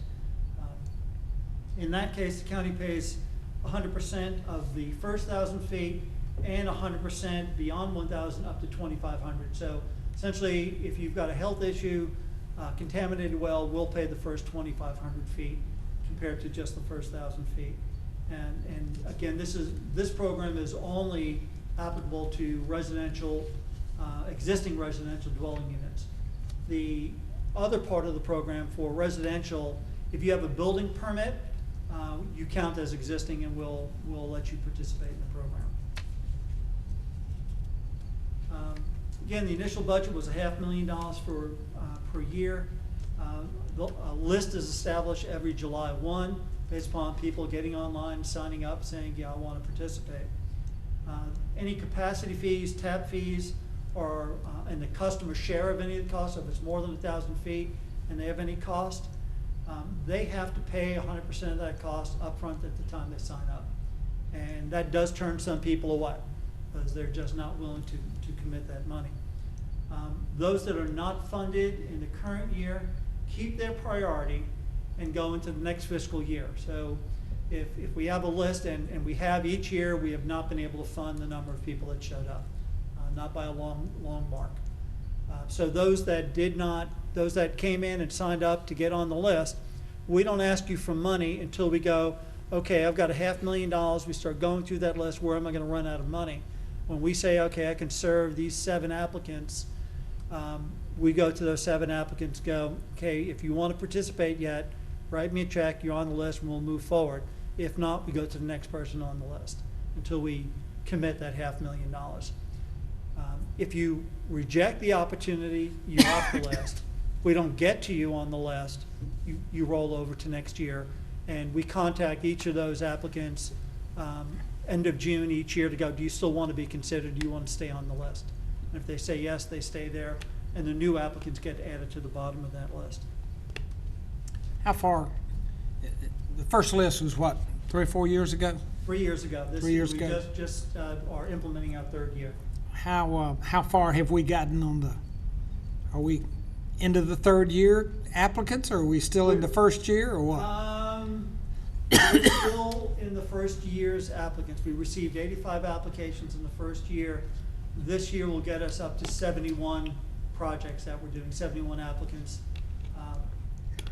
No, I'm sorry, let me take that back. We had 85 applicants, we had 216 properties served by that. This year, we'll have 71 properties that will now be served. So 1/3 of the initial applicants are finally being served. At the current rate, it's about a 10-year backlog to complete this whole thing. So we're in year 3, it's a 10-year program. So to date, we've got 50 properties physically connected, 21 that have signed up, and we're going out for bids shortly to get them connected. It's about 29 miles of water line extension, and our total cost, though, is in the order of $5 million, and at $500,000 per year, and that's 10+ years. The map that's up here, the yellow dots are, properties that we've received applications from that we have not moved forward on yet, and then the red, green, and blue are the first 3 years of the program. And you can see from the red and green and blue dots, they're pretty well scattered around the county, and we've hit a number of areas. But you also start seeing some clusters coming up, and we question some of those. Here's another way to look at those numbers. The blue bar is the number of applicants, and again, we allow multiple properties to submit on each applicant. So we had some 50 applicants that reflected some 120 individual properties, though, of which we were able to connect some 25 properties the first year. In FY14, the number of applicants dropped significantly, reflecting instead of 120 properties, some 50 properties, and this year we're down to about 48 new properties. So we're seeing the number of new applicants diminish. I could tell you we don't know if we've identified the need and everyone showed up and we've got it identified, or they've looked at the 10-year waiting list and said, I can't be bothered and I don't want to wait. So we don't know the answer to that question, and are a little bit of a loss to how to determine the answer to that question right now, but we are seeing that drop off. One of the other things we've looked at in this is, this is just a close-up of an area just north of Hemby Road. And you can see it's actually 2 different subdivisions, and you got a whole cluster of homes that have come to us in this subdivision. You've got one that will actually be connected this year, that green dot, and that's actually 1,000 feet from our existing water line, and they were the next in line, so they'll be connecting up. The next one on the list is this person sitting all the way out here by himself. And for us to get there, that's going to cost that property owner, between $70,000 and $80,000 to run the water line there, because he didn't team up with all of his neighbors. So all of his neighbors downstream, if he pays the $70,000, $80,000, we haven't priced that yet, it's in that order, they'll all get to connect for free. They'll just pay the capacity fee and tap fee and connect.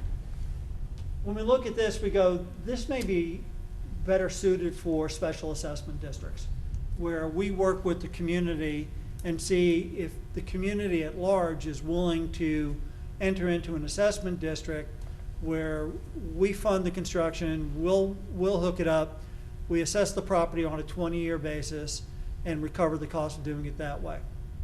We haven't done any of those in Union County for water and sewer. It's a tool that's allowed by state statute. It's a tool I've used in other communities around the country. So we're thinking as we get into existing subdivisions and you've got a number of people within those subdivisions that are showing up saying, I don't like my well anymore, there's probably a reason they don't like their well. Either there's water quality issues or there's production issues. They may have poorly performing wells. So these may be areas that might be better served through a special assessment and continue to utilize the other program for those one-offs, those single family homes, two families that get together in small groups. Commissioner Rush. Thank you. And tonight on our consent agenda, we had the resolution for special assessment that it runs out, expires this year, asking that it be extended another 2 years just for this. Because, I see this as a huge potential, especially with the water coming in from Norwood, that if we can get these programs in place, we'd be able to extend water lines, not so much cost to the utility customers, but to the people who want the water. Right now, developers usually pay to put in all of the infrastructure, and then they give all that infrastructure over to the county along with those customers. And with the Special Assessment Authority, we'd have that same ability, basically, that if 20 neighbors wanted to get together and do their subdivision or their neighborhood, they could get together and petition for a special assessment with 66% of the voters. And that could be not only 20 years, it could actually be 30-year payment, and the payment would follow the home. So the assessment would be put on the home if the homeowner sold it, then the assessment payment would go to the new homeowner. So yeah, I think that's a huge potential for extending water lines and getting new customers without the huge cost that we have seen with the self-help program and the other programs. We know this item really wasn't related to subbasin, but since I know Ed and I have both been getting questions as it related to the shoreline water extension as well as special assessments, we thought it would be a good opportunity just to give you an overview of where we were with the shoreline water extension program, as well as some other requests that we have received that we really don't think, we really were intended more rural areas for that program, so that looking at different tools to try to serve areas such as this. And that's all I have. Thank you, sir. Thank you, Commissioner.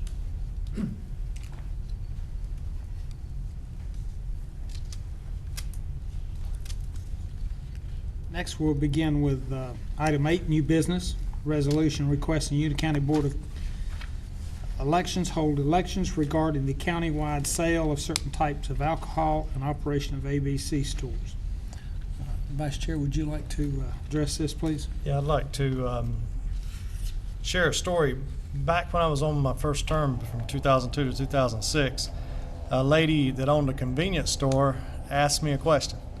She said, "Why can I not sell beer at my convenience store and they can sell it in Monroe?" So I didn't buy beer, so I didn't recognize that she didn't have beer. But I buy gas and milk and bread and all the other things at that store. That's basically my grocery store. That's my 2-mile away store, like a lot of other people in the county have with the grocery store. So I looked into it for her, and in researching it, I came across a little-known law, I guess, or ability in the law, that if 2/3 of the municipalities in a county have alcohol sales, then the county commissioners, by a vote of 3, county commissioners in our case, a majority, could institute countywide alcohol sales. At that time, we didn't have enough municipalities nor people to put that in effect, and there was no desire on the Board of Commissioners to hold a referendum. But last year with the resolution that passed in, or the referendum passed in Wesley Chapel, we're within a few thousand votes of getting that number. So on the 2020 census, there will be the opportunity for 3 county commissioners to possibly vote to allow alcohol sales countywide. Since I don't drink, again, it doesn't really matter to me except for one fact, is there's never going to be a grocery store located near my house. There's never going to be a grocery store located in many parts of the county that are in the rural areas. But with alcohol sales, those grocery stores could locate in those areas, and it could be a huge economic development boost. The lady whose convenience store struggled because she couldn't compete with the stores right up the road that sold the product that she couldn't sell. Imagine that you're in a grocery store or you're in a convenience store and you can't sell cigarettes, but the store just up the road can. Imagine that you can't sell lottery tickets, but the store up the road can. All she was asking for was a fair competition and a fair way to do business. And I couldn't help her at that time, but I'm a big believer in educating people on their rights. When this came about last year, I had a call from a county commissioner and asked me, we're thinking about this, but what do you think? Told him the same thing I just told you, that in a few short years, there will probably be sufficient population in the municipalities to do this. For me, it really isn't an issue. I can't drink because I teach a class that doesn't allow me to do the things I do if I have alcohol in my system. I could lose my license to teach, I could lose my job, I could lose my income. It would be a devastating thing for me to have to go through. But at the same time, I look at other people who are losing their businesses because they can't compete with the guy down the road. We have 14 municipalities, 10 of them have alcohol sales in Union County. Most people are not even aware that we are a dry county anymore. So in this, in 2016, if we did a referendum, we would have a yes or no vote from the people of the county to give the county commissioners guidance on whether or not this is something they're interested in having. If they vote no, it will be 3 years before it can be brought up again, which means it will be 4 years before it can be brought up again, because it can only be done in an even number year when we have a countywide election. So doing that will limit it to 2020 before this could be done, and that's when the next census will be.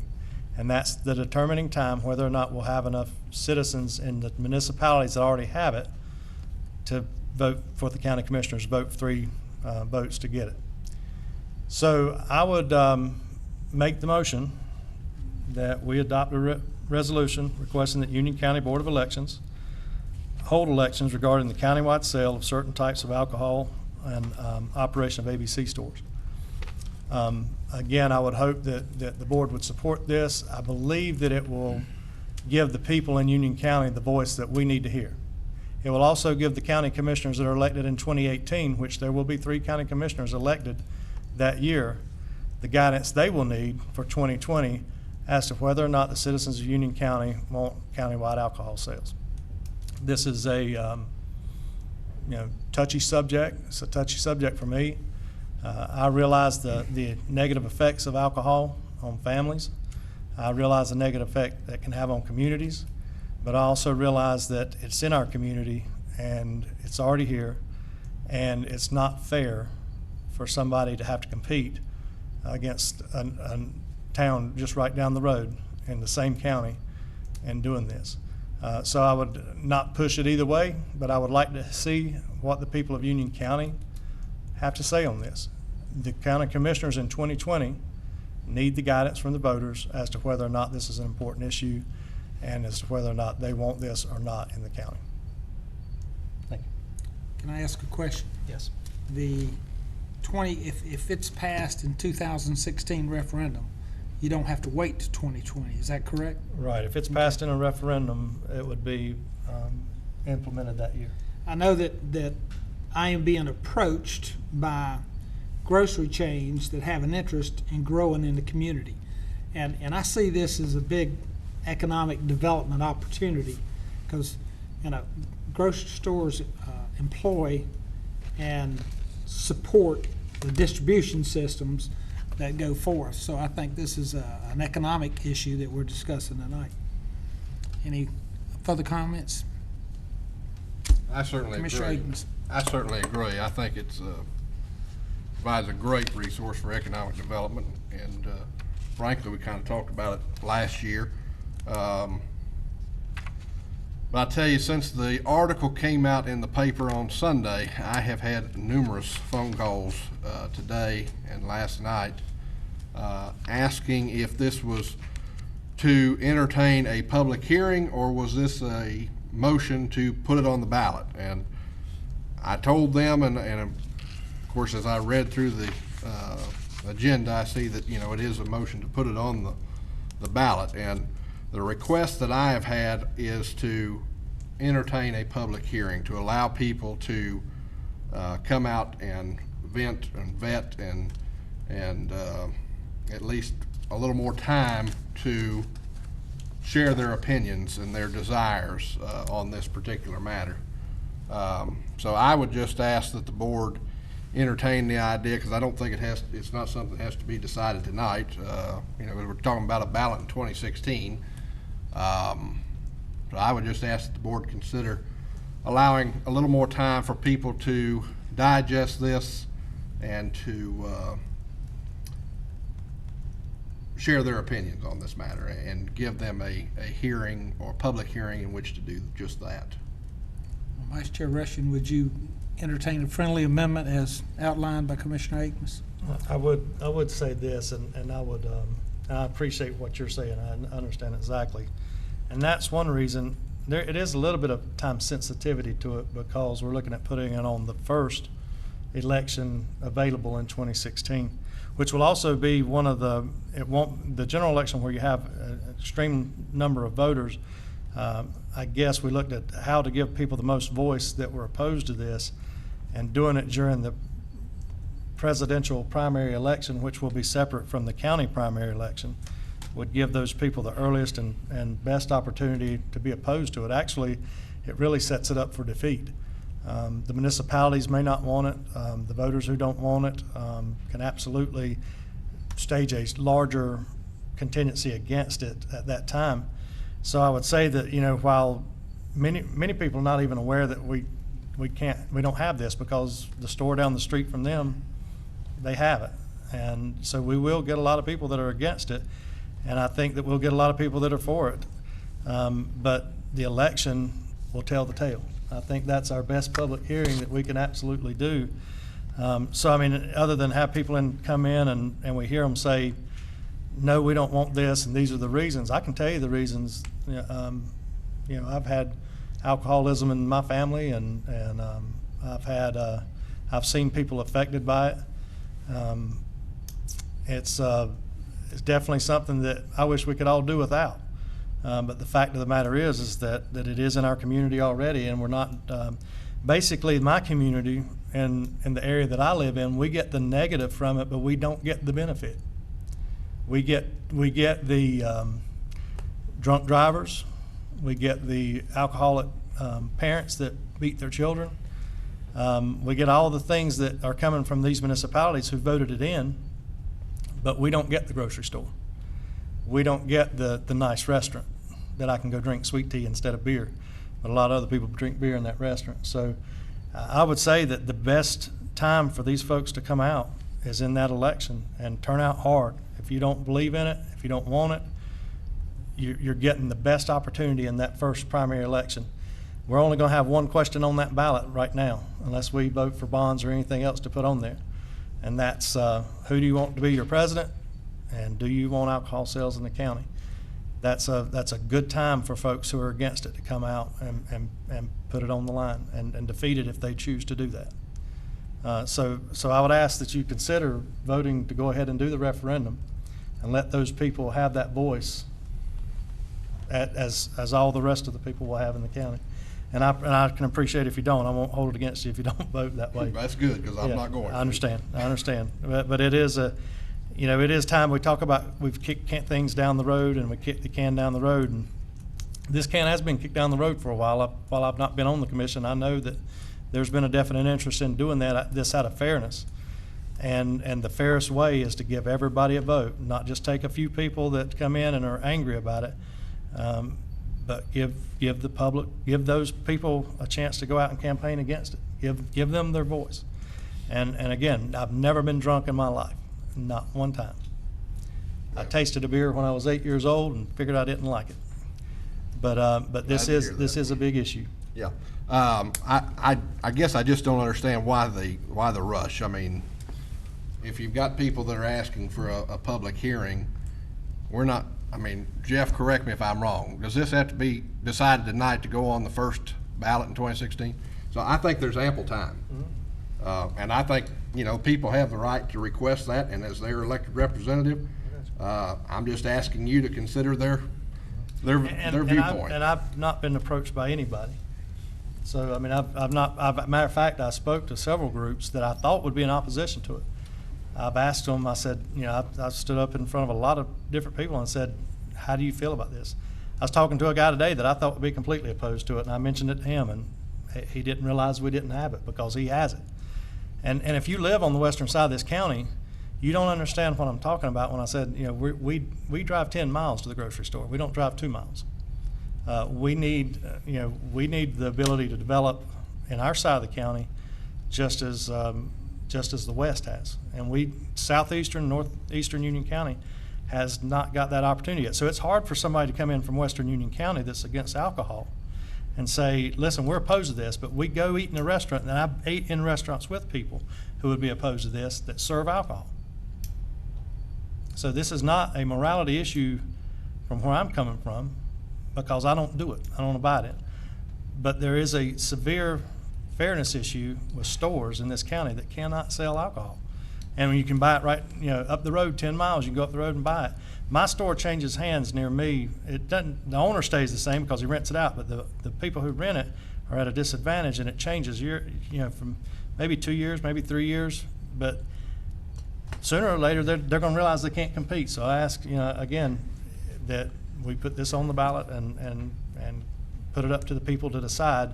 All the people who vote can come out and decide this, and they have the best opportunity in this first election in 2016 to defeat this that they'll ever have. And in an effort of transparency, I ask that you allow a public hearing. Jeff, when's the deadline that we would have to have this voted on? I can't tell you exactly. I know that it's at least 45 days prior to the election. There might be some practical requirements too as to ballot language, getting the ballots printed, that type of thing. So we have at least a few months before we would have to put this Yes, sir. onto a vote. Well, how soon could we have a public hearing to address Have a next meeting. these concerns? I suggest 10 days notice on a public hearing. 10, Sir? 10 days notice. 10 days for the notice? next meeting. So we could have a public hearing preceding our next board meeting. If we get such a schedule that that'd be a difficulty. As bad as today? I don't think so, but we never really know till we see everything that's submitted. You will have you'll have a long work session because we're talking about revow. Do it the following. Vice Chair, would you entertain if we do a public hearing at the next meeting that we take a vote on that after that hearing? Be glad to. I will. So is that a fair amendment? I appreciate it. Okay, so the way I understand the motion is we're going to conduct a public hearing at our next meeting, which is what, the 1st or 2nd of April? It's the 6th. 6th, I'm sorry, okay. So therefore, we'll have a public hearing, and this will be on the agenda for commissioners to vote on. Is that what I'm hearing is the motion? Yeah, my original motion was to do it, so I would have to accept the friendly amendment, and we're voting on the friendly amendment, or? As stated by the chairman, is that what you're suggesting? I was just trying to restate what we talked about, Commissioner Agmus. Yeah, that's fine.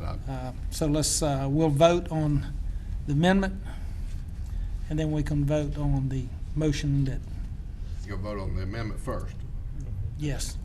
And all in favor of the friendly amendment to be attached to Vice Chair Rushing's amendment or motion. All in favor? Aye. Okay. Next, we vote on the amended motion. No, we passed it. We don't have to. You don't have As to. We amended. don't have to, okay.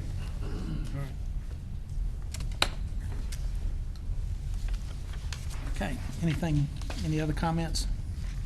Okay. Okay, next was item 8A, our addition, the resolution approving the incurrence by Stallings Volunteer Fire Department, Inc. of up to $1,850,000 in indebtedness to finance their construction of a new addition to the fire department building. Mr. Chairman, I Yes, ask sir. to be recused on this matter. Okay. All in, Well, it says where they're borrowing, right? Hey, you all read between the lines if you what you want. I'm not gonna vote on it, how about that? Okay. You all need to vote on whether I can be Yes. recused. All in favor of Aye. recusing Commissioner Akmus? All in favor? I apologize as this item came to you so late in the process, but it's my understanding that the Stallings VFD hopes to close their loan by the end of the month. By the board taking this action, it lets them to borrow at a far more reasonable rate than they could otherwise. Their attorney is here this evening. He has provided me with the appropriate documentations to show that they did advertise their public hearing, their public meeting. They conducted it, as well as we have the minutes from that meeting, which was held today. And they are requesting that the board take a favorable action on this item. Vice Chair Rushing. Motion to approve the resolution by Stallings Fire Department of up to $1.85 million in new indebtedness and finance the construction of a new addition to its fire department building. Any further discussion? Mr. Chairman, Yes, sir. I would just note that we have a standard resolution that we use for that purpose. We received it late today and placed it in that format. We would typically route that back to the volunteer fire department for review. I provided their attorney with a copy. Very good, thank you. Okay. Hang on, who wants to speak? You want to talk us out of it? Would you like to share? Apologize for slowing the process down just a moment. Stephen Goodwin, I represent the fire department. The resolution that I provided to Mr. Teague and Emergency Services was based on some language that go to the reason why we need the county commission to sign off on doing this project. And what the effect of the resolution will be to allow the lender to be able to qualify this loan as a governmentally approved bond. What that turns into is that the interest rate goes from 3.25% to 2.95% for the fire department to pay the loan back. Also, what it does is it allows the bank to be able to use the 2.9% without having to pay tax on it. And so it turns into a tax-free municipal bond for the bank. The resolution that I provided to Mr. Teague a couple of weeks ago, and then I just saw the Mr. Crook's updated version today, is the standard one that you guys use on that front. I don't know if because a couple of paragraphs that came out dealt with a very specific section of the Internal Revenue Code that basically said, yes,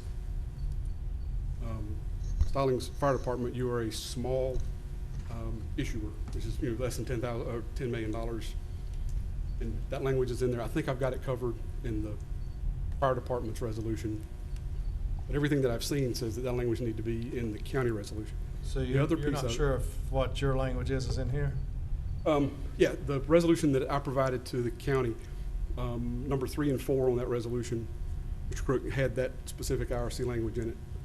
Number 4 dealt with the qualifying it in quotes as a tax exempt obligation. In making that determination, I don't think that the fire department can say, hey, this is a tax obligation. I think that all of the language that you've got in the one that Mr. Crook provided does everything but there. And I don't know if you've ever had the situation where you've got a fire department wanting to, and a lender wanting to use that as a tax exempt obligation or not. We have never had a problem with a lender before with our language, but I've not had a chance to analyze yours because it came so late today. Okay. In the grand scheme of things, I'm going to be the one certifying this to the underwriters for the bank on whether it complies or not. The form that I used was one that actually was used over in New London, over in Stanley County a year ago. So with that specific language in there, that's kind of why that's. I have an idea. Mr. Chairman, go ahead. So you're saying you're not comfortable with our language, and we're not comfortable necessarily with your language or something, maybe, we have an extra Monday in this month, which will be 14 days. You got a plan? No, I just don't need another board meeting this month. Well, I'm about to do a twofer. Hang on, I'm about to do a twofer here. I got an idea. We can do our public hearing for the referendum to not, if we have a lot of people here, then we'll need that full time to let those people vet and say what they want to say and give them time. We could do this and that and get under the April 1st deadline. Well, if Mr. Crook, you're comfortable with the fact that the county has approved, these situations in the past where you've used your language and hadn't had any blowback on it, then I'm perfectly fine with making the call tonight, voting on it, hopefully approving it, so we can get it closed and get the thing done. I understand the issue that you raised. Another possible option for the board would be to, although I think the board has to approve the resolution, the final resolution, you could authorize the manager to make any changes that legal might agree to, if necessary. And I think that we should have that reviewed before we make any changes, and then have the board ratify that at its next meeting. I'm not sure if that works for you, if it's ratified after April 1st, but that's another option. When do you have to have it? What's the 30th you said? Well, we've got to close the loan before the end of the month. The general contractor's first draw will be due, and we need to get that done, so. You can close it on the 31st? Yeah, but I don't know I can get it funded on the 31st. Is your concern the bank qualified nature of the debt? You said that Yes. it's a small issue, so you're going bank qualified? Well, I know that they will easily fall under the small issuer issue. And whether or not it needs the magic language of tax exempt obligation as required by the Internal Revenue Code. If it would make the commission feel any better, we deal with this stuff all the time in my office. I can have my staff, who's a former FA, we can review those aspects of it if you want to do that. As Jeff mentioned, have Cindy approve it and then ratify at the next meeting. We'll review that language too. I guess the question is, if ratifying meets the financial, is what you're saying you're gonna validate? Right. The issue, there's a couple of issues that he's concerned about. The taxes in nature of the bond, which he feels it has to be clearly stated in the resolution, and then also there's a bank qualified notion that a small issuer gets a discounted price and the bank can issue a discounted price. So what we could do is we could absolutely review that language pending Jeff's review. So we have the expertise in our office to review this. This is a pretty no deal from our perspective. So we'll be happy to, if you want to approve the manager to do that, and we can take a look at it and we can ratify it after the next meeting. But do you need it ratified before the 1st? Yes. That's what, so we'd have to have I think the process Jeff was suggesting is the manager can approve it, and then you. You at just your next ratify meeting my can actions. ratify it. If in fact the language were, if we have to change the language, then you've given me the authority to change the language, and your action on the 6th is a ratification of an action that I have taken. And to his point, he needs it ratified before the 6th. I've got to issue the opinion letter to the bank prior to closing, and that's a pretty big letter. So. When's the earliest we could do a public hearing? What date? 10 days. 10 Would days it- plus 10 the time days? for advertisement. Would it work 10 days plus Would it work advertisement. the other way? time. What date is that? I don't have a calendar with me. You got a date? The 26th. 26th, and you have to have it ratified by the 31st, right? But you said publication of the notice, then 10 days, is that what you're saying? That's right. Lynn could tell you exactly. It's a Lynn? couple weeks. Yes, and the publication date, because the paper doesn't publish every day, we have to take that into account. You want to use that extra Monday and ratify it on that Monday night? That'll keep us out of our work session. That'll keep us out of a work session, and we can give more time to the people to have their say on the alcohol referendum. That's what I thought it was. Let's see what everybody wants. I need to withdraw that motion first. Yes. I withdraw my motion, and I would say that we give the manager authority to tell me what I need to say before I say it. Are you now trying to call for the public hearing on the 2 weeks from tonight? Yes, to handle the alcohol referendum, and then to also ratify this, we can ratify this at that The time. chairman can actually call for the special meeting himself, or the board can take action this evening if you prefer. So what action do you need us to take this evening? Would the 30th be sufficient time for the public notice and the 10 days? It's probably gonna be Friday before we can get the notice published, because of They only they Is it publish it 10 for business Wednesdays days or already. calendar 10 days? calendar days. Calendar days. Mr. Chairman, if I might, let me short circuit this. Let's go ahead with the language that Mr. Crook has prepared. And if I need to come back for clarification or an additional approval, I will do that in the next couple of days. I could get it on the 6th. But what I don't want to risk not having something ratified with the county signature on it to be able to prove the thing going forward, so I can get it closed. And if that doesn't work, I'll come back to you. Let me put that on me instead of y'all, if that's all right. So what do I need to do now? Requesting approval of the resolution. So, okay, so I put in my previous motion, resolution approving the incurrence by Stallings Volunteer Fire Department, Inc. of up to $1,850,000 in indebtedness to finance the construction of a new addition to its fire department building. Any further discussion? All in favor? Aye.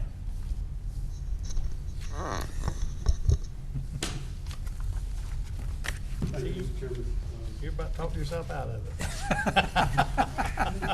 And also wanted to thank the staff and Mr. Steve as well for helping me push this thing. Let me push this through. I do appreciate that very much, and I'll bring you my thanks from the fire department. Thank you. Thank you, sir.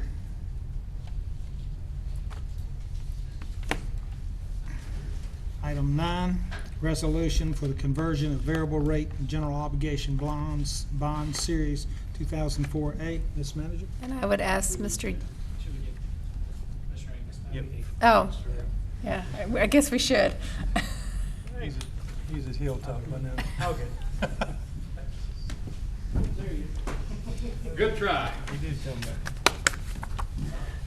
that. And this relates to some of the indebtedness that we took care of probably about 18 months ago, where we got rid of quite a bit of our swaps, and I will turn it over to Mr. Yates to explain what we are proposing to do.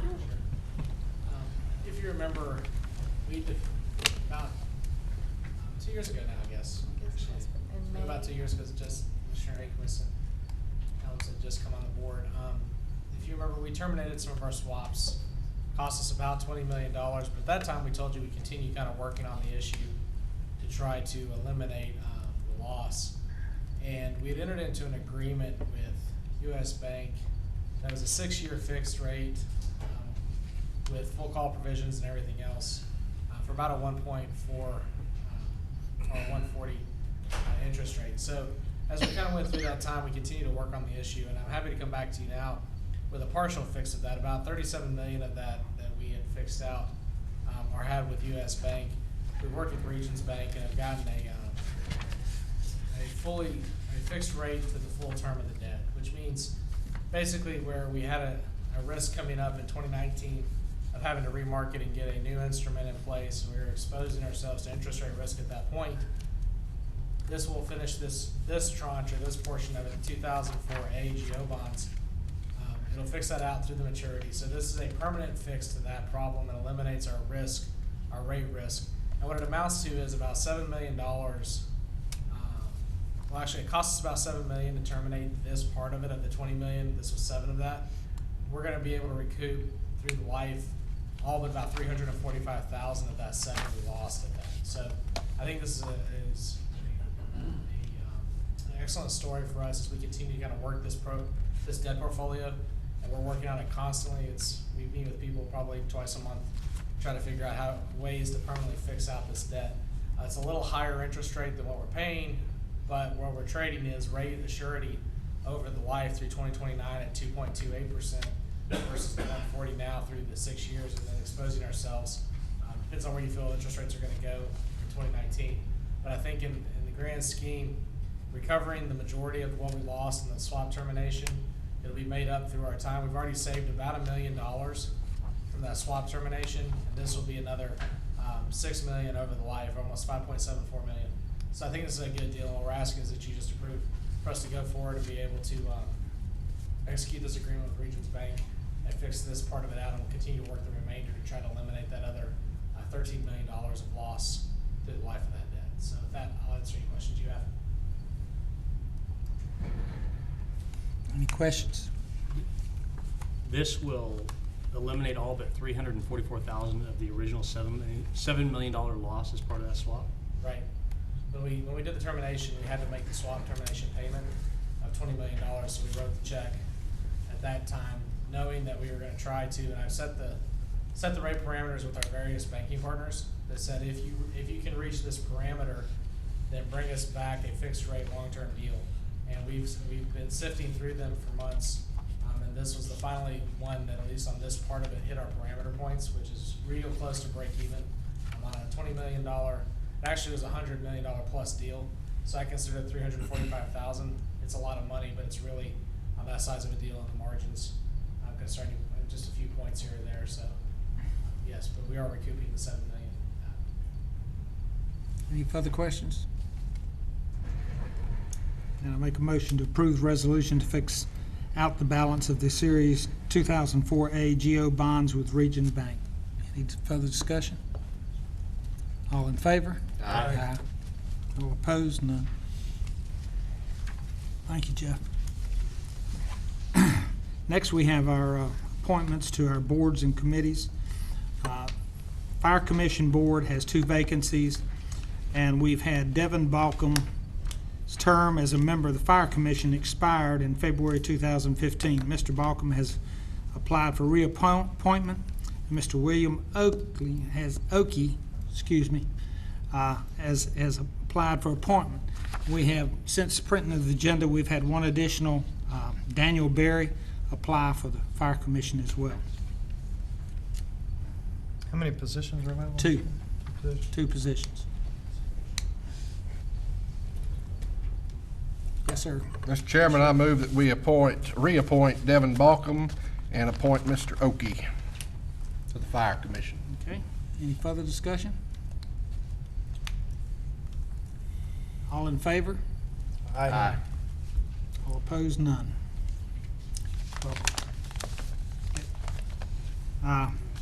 Next, we have the county manager's comments. And they will be brief.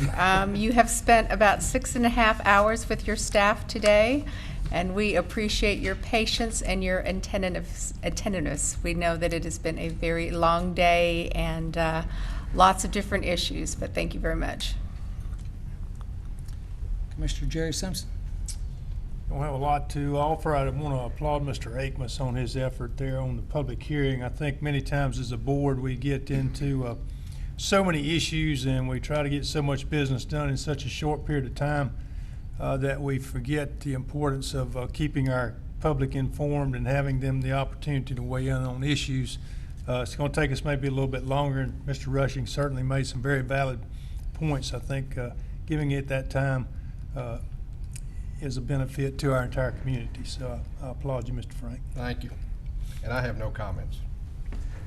Commissioner Lance Simpson. Just congratulations again, Mr. Yates, to you and your staff on yet one more award for financial excellence. So congratulations. Mr. Rush. Yes, we had a great time this weekend out at our range. We had the Union County scrimmage for the hunter safety teams. A lot of people are not aware that we have many schools in the county that have hunter safety teams where they shoot rifle, shotgun, and archery. And they also do a hunter skills test that includes orienteering. We compete against the national champions every year, which is a charter school out of Albemarle. And next week, or this week on Saturday, is when the district competition is. So it's a big deal for a lot of these kids, and it's amazing at the archers that we have in this county. It's amazing at the trap shooters we have in this county, and it's amazing at the rifle shooters that we have in this county. And if you could have been out there and watching those kids in the rain, pouring down rain, and they're out there shooting and doing their stuff, you would have been proud of them. And just thank you to the school system for allowing us to do that too. We really appreciate the leadership of Mary Ellison letting us have those programs in our schools here in Union County. Thank you, Mr. Chairman. And no comments other than to wish all a good night. Motion to adjourn. Aye.